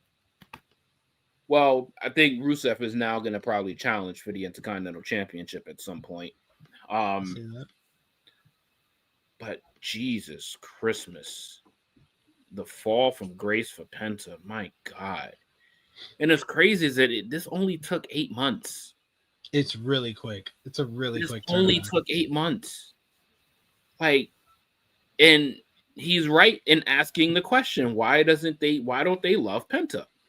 What the fuck did Penta do to these people? That all of a sudden he can't buy a win. Like it was. We thought it was just a passing line in a promo backstage. It was a shoot, brother. Like, for fuck's sakes, like if you don't want Penta to be in a prime position on Raw, just move him to SmackDown. And he'd be on the same brand as Phoenix. We can't have them tag team together. No. Like, oh my God, that would be just too much common sense to go into the only place that actually has a tag team division. Like, oh my God, like, common sense. It's way too common. It's way too easy. So it's not going to happen. Pretty much. During the commercial or the ad break, we get Vic Joseph interviewing Intercontinental Champion Dominic Mysterio about his AAA Mega Campeon championship matchup against El Hijo del Vikingo. The fans sang Dom's name and cheered him throughout this promo. Dom was also questioned about what happened last week with him and El Grande Americano getting involved in this matchup. Finn Balor and JD McDonough wondered where Dom was at all the night as well. Balor didn't like Dom hanging out with El Grande Americano. Dom says that it was a lucha thing and they didn't understand.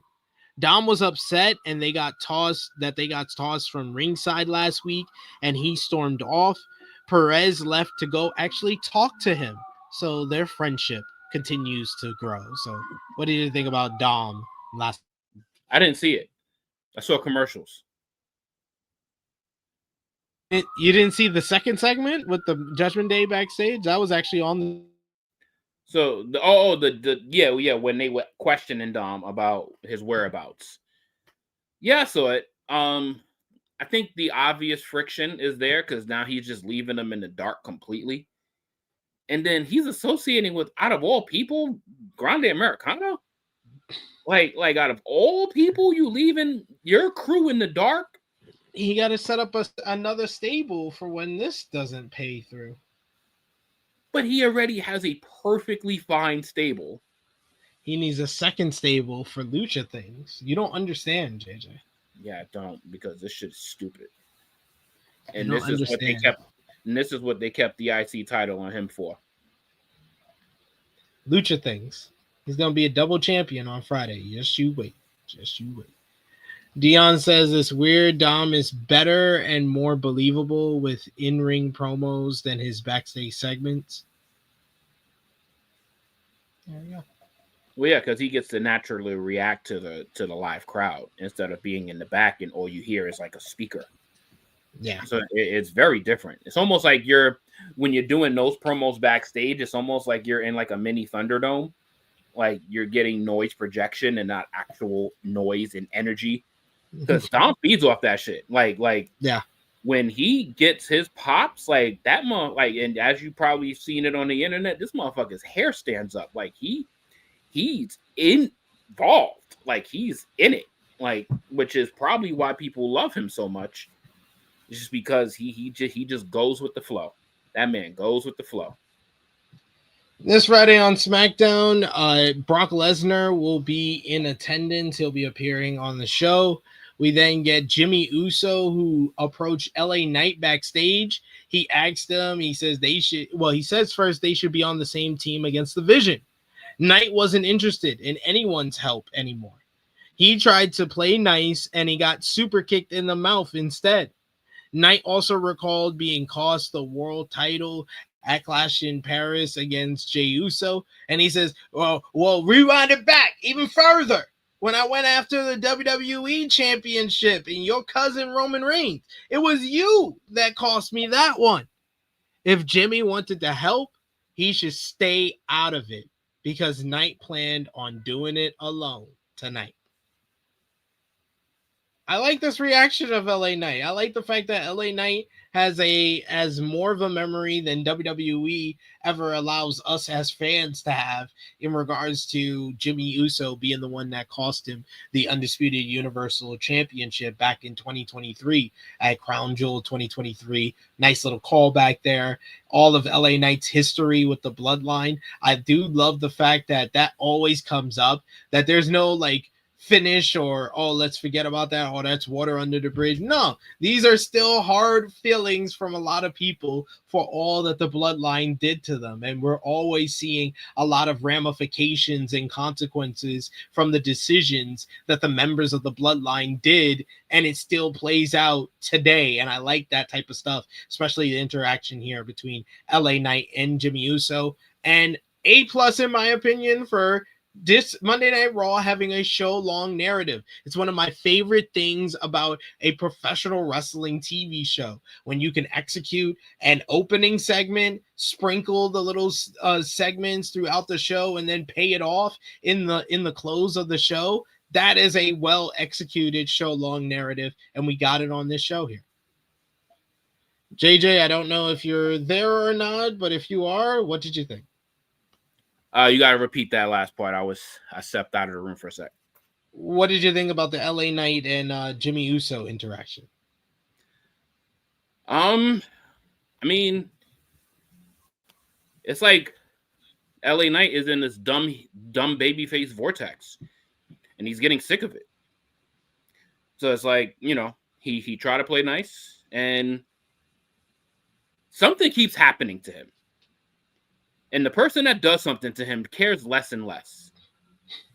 So it's like, dog, why the fuck am I? No, I don't want nothing to do with any of y'all. I'm good. I'm here for what I want, which is I want to fight these guys. I mean, logically, he should align himself. But then, if he takes our thinking and aligns himself, things happen that he knew was coming. So at the end of the day, he's forecasting something that he's already not wrong on. No, he's been proven right to his standard. He tried to be nice. He tried to be on the same page with him. It didn't work out. He kind of got pushed out of the tag team matchup from last week with the Usos going against the Brons coming up at Wrestlepalooza. He still hasn't got his full revenge on the Vision. These guys have been in the way. First it was Punk, now it's Jey Uso. I can understand why LA Knight is so frustrated and just wants nothing to do with any of the members of the bloodline anymore. Dog, they've cost him the world championship multiple times. Yeah. And none of them give a fuck. We have some contribution from our good brother Romeo today. He must have uploaded this behind my back because I didn't even see him show up backstage. But he said this is Nikki Bella paving the way.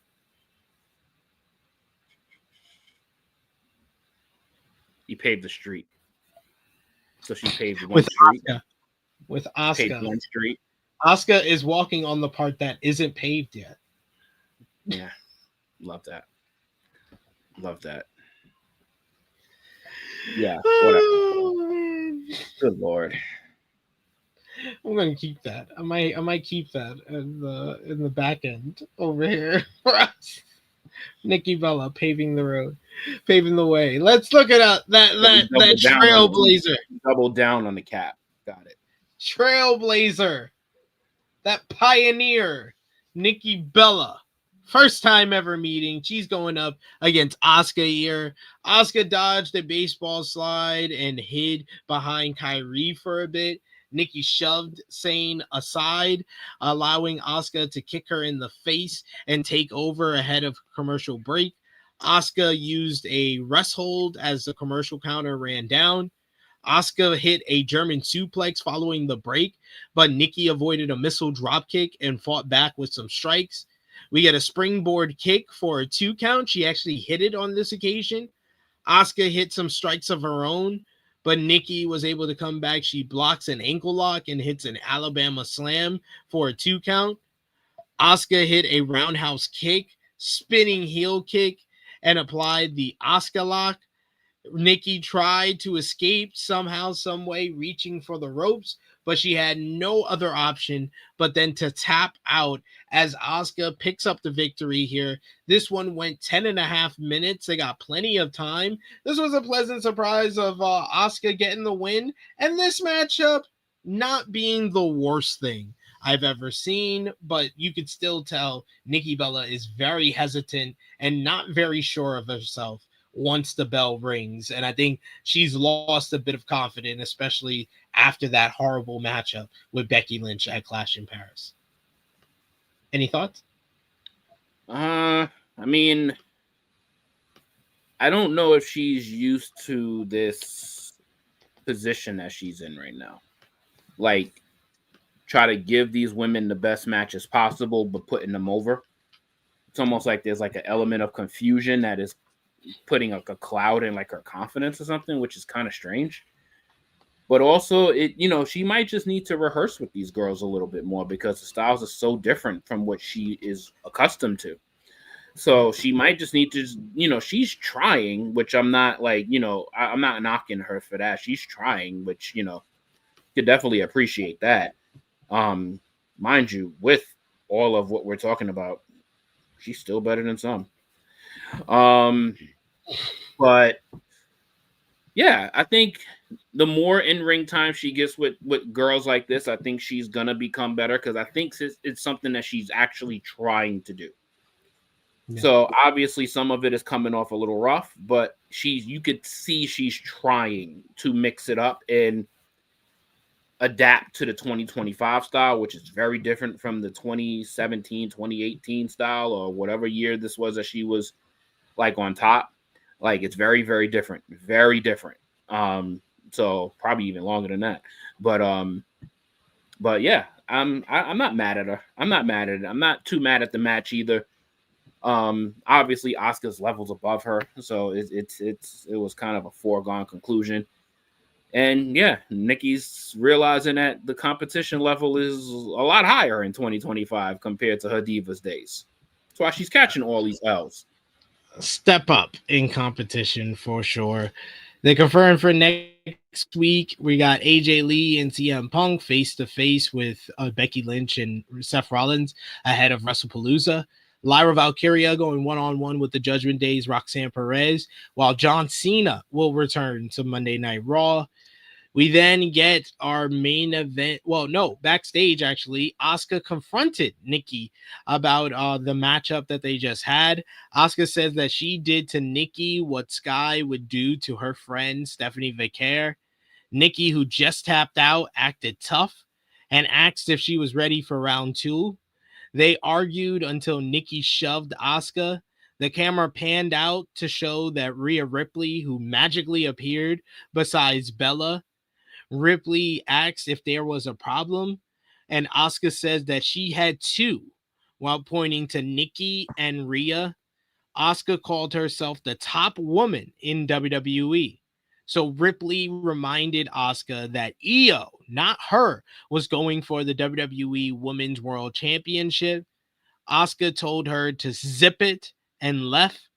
Kyrie stood there very awkwardly until Asuka called her away again. Kyrie!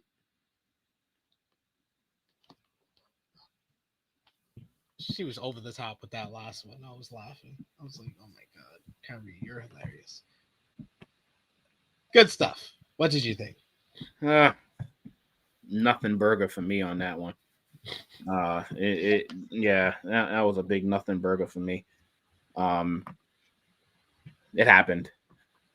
Not, nothing materialized out of it. Obviously, you see what's brewing, which is going to be a banger, which would be Rhea versus Asuka, which would be really dope. But yeah, that segment was, I'm not going to dog it, but I'm not going to praise it either. No, you pretty much dogged it. There was nothing spectacular about it, but it wasn't bad. Like, it was just there. Finally, you had LA Knight, going one-on-one with Bronson Reed with Braun Breaker in his corner. Knight avoided a charge outside the ring, and Reed fell into the timekeeper's area. Back in the ring, Reed blocked a neck breaker, but Knight dodged a senton and hit a diving elbow drop for a 2. We get Knight, who went for a BFT, but Reed shoved him off, and Knight bumped Breaker off the apron. So this is like 4 of the 5 matches on the show had interference on the apron. Knight stumbled back into Reed, who was able to hit a big move. He looked like he was in control until Breaker got on the apron yet again. He bumps him off of it, and then finally Reed was able to put Knight away when he turns around and hits him with the jagged edge, the Death Valley driver for the 1-2-3.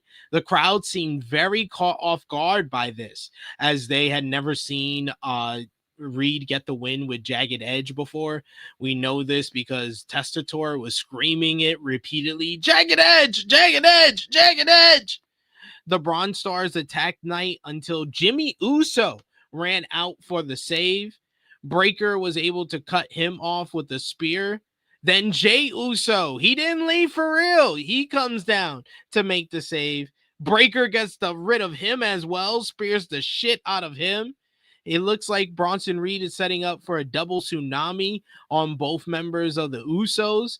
When LA Knight all of a sudden comes in, he throws a steel chair into the face of both Brons, making them bail from the ring. Knight helped Jimmy to his feet after staving off the Vision. He helps him out. He tried to offer a hand to Jey Uso, who basically just gave him no answer. So he helps Jey Uso to his feet. And all the while, as they're cutting this and the way they have the camera, I'm like, oh no, are we about to see? Is Jay about to do what I think he's about to do? And he, in fact, did. Jey Uso hitting a spear on LA Knight, laying out the megastar. After weeks of animosity between the two, it was Jey Uso who pulled the trigger, spearing LA Knight after LA Knight had just helped him and his brother actually avoid a further beatdown and potential injury from the Vision.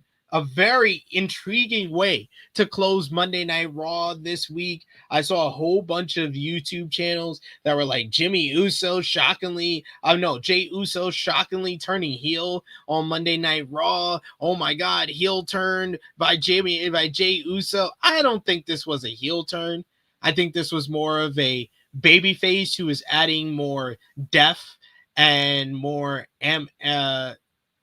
I wouldn't say he's never been a white meat baby face, but we're giving him a bit more edge. I think he needed a bit more edge, and this is the most I've been interested in Jey Uso this year. And yes, I am saying that about a guy who won the World Heavyweight Championship at WrestleMania. This is the most interesting he's been, even more than that. This is what I'm talking about, a well-done show-long narrative where we got a big moment for one of the characters on the show. This was a big moment for Jey Uso because wherever he goes next, it all stems from this. Is he going to turn heel? Is he going to just be a babyface who has more of an edge, more of a badass streak to him? We don't know, but this will be remembered as the moment that changed the Jey Uso from the Yeet Man to something a little bit new, more with more layers to it. What did you think? I mean, LA Knight's fears came true. This is what LA Knight didn't want to fucking do. He didn't want to have anybody involved. Yeah. And he was right. Like, these baby faces are scumbags. Like, every last one of them are scumbags to LA Knight. And this is why he wants no parts of any of them. It's almost like I'd rather deal with the enemy that I know doesn't like me than deal with friends that don't like me either. like, no, you're not my friend, but I know I'm gonna fight these guys. But y'all some flip-floppers. Like, I can't trust y'all with a fucking 10-foot pole. Exactly. Like, y'all gonna do something. Y'all always ready to stab me in the back. So, good on Jey. Like, he's finally starting to heed advice from his tribal chief. Because what he's doing ain't working. And now he is kind of leaning towards a more selfish path. But he could still turn up. But if you ain't family, you ain't nothing. And that's what I got out of it. It's like, if you ain't family, I don't fuck with you. Yeah. Yeah, it really stems from that backstage segment where Roman Reigns giving him advice from before Clash in Paris. We've seen it every week since then. It's very well done. I was quite surprised by how many people thought that this was like a shock heel turn. I didn't take it as that. I just took it as like the next step in this story that they're telling with Jey Uso right now. So we got our good brother, our co-host Romeo in the chat, who says he's taking Roman's advice to heart. Indeed he is. As he should. That's his tribal chief. You listen to that man. He was champion for 4.5 years. But let's talk about it. Let's give our final thoughts on last night's Monday Night Raw in the live chat. Final call for super chat donations. Always appreciate the love and support in the chat as always. So appreciate y'all for any final super chat donations that you have. We also want to hear from you for your match of the night, your moment of the night, your MVP, your LVP. What did you give the show out of 10? Whether you gave it a thumbs up, thumbs down, thumbs in the middle. For me and Top Guy JJ for the September 8th, 2025 edition of Monday Night Raw in 3, 2, 1. Thumbs up across the board from both of us. Top Guy JJ, out of 10, what did you give the show? All in all, this was a good show. It was a good show. I think because we got something that we're probably never gonna see replicated again. With that AJ and Becky exchange, all of that good stuff, and then the initial heel-ish. People could debate what it is from Jey Uso all they want. I'm gonna go 8. I'm gonna give the show 8.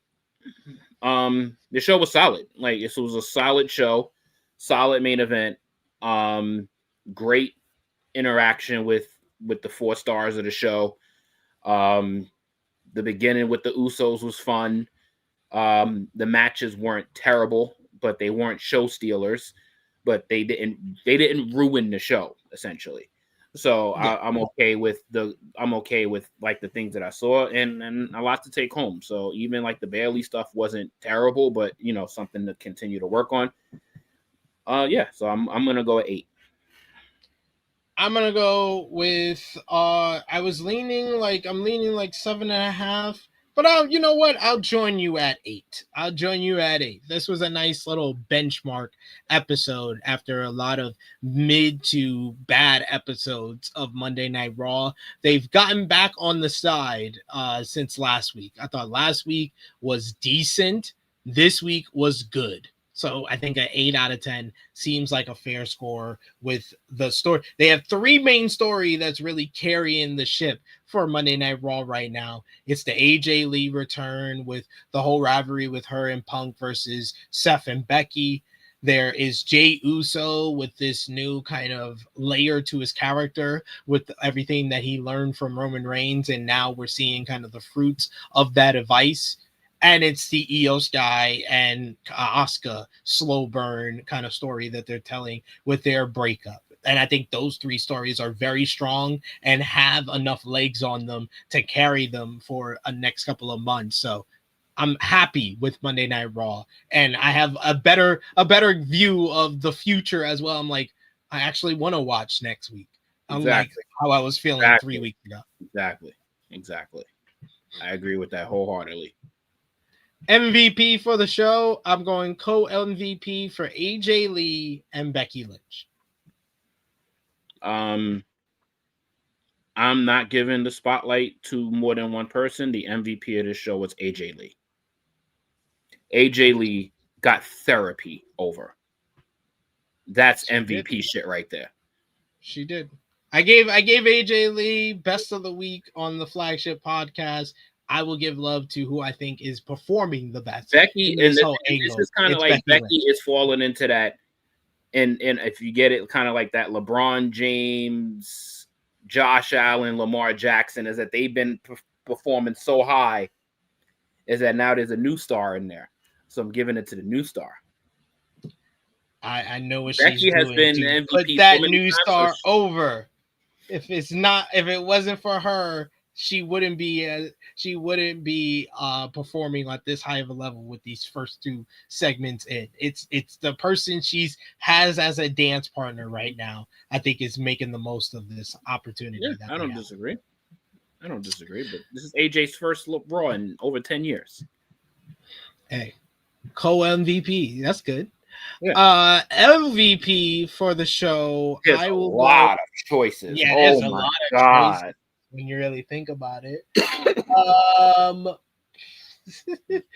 Let me go with either LA Knight, who still lost in the main event. And then he got speared at the end, so he looks like a big dork. There's Penta, who took another L on this show. There's Rusev, who still isn't over. There's Nikki Bella, who's still losing. There's El Grande Americano. I'm going to go with LA Knight.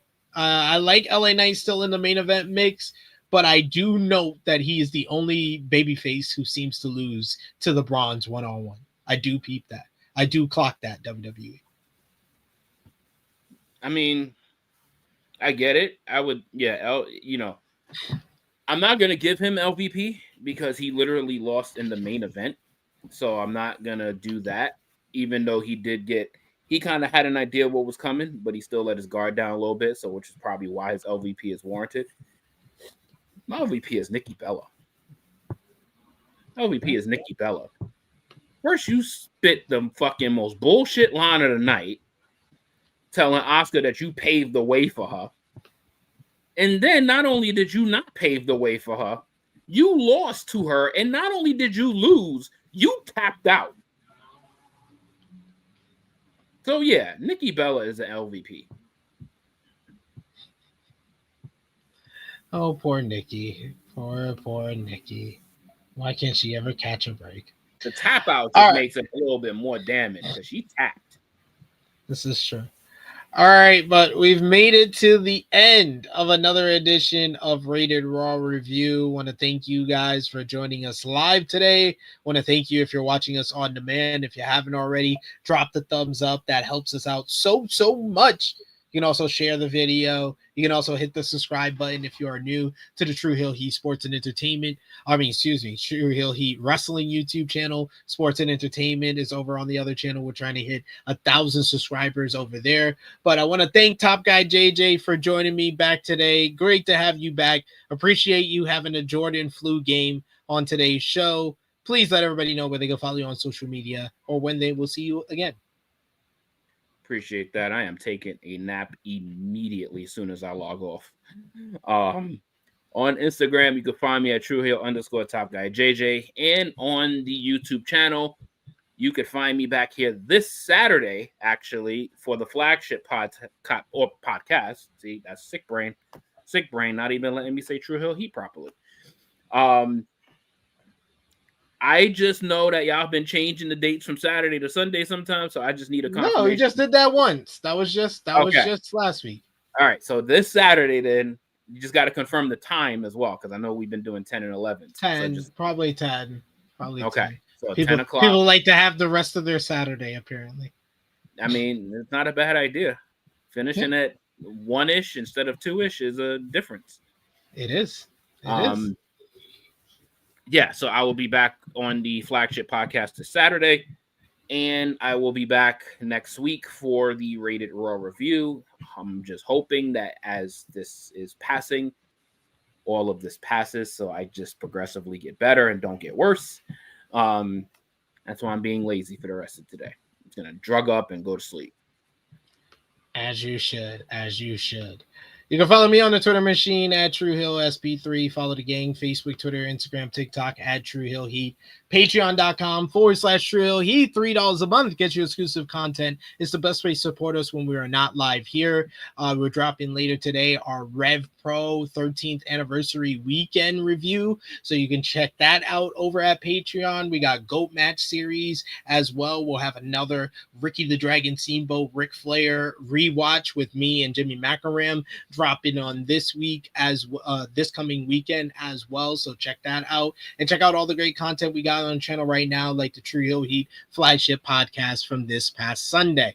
But I'll be back with you live tomorrow. I'll be going solo dolo to talk about WWE AAA a World Collide. I'll be doing predictions for the show, so come with your predictions, come with your ideas on what we're going to see this coming Friday in Las Vegas before Top Guy JJ.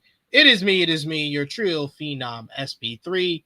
This has been Rated Raw Review number 84. Welcome home, AJ Lee. We are signing off until next time. It's good to see you, AJ.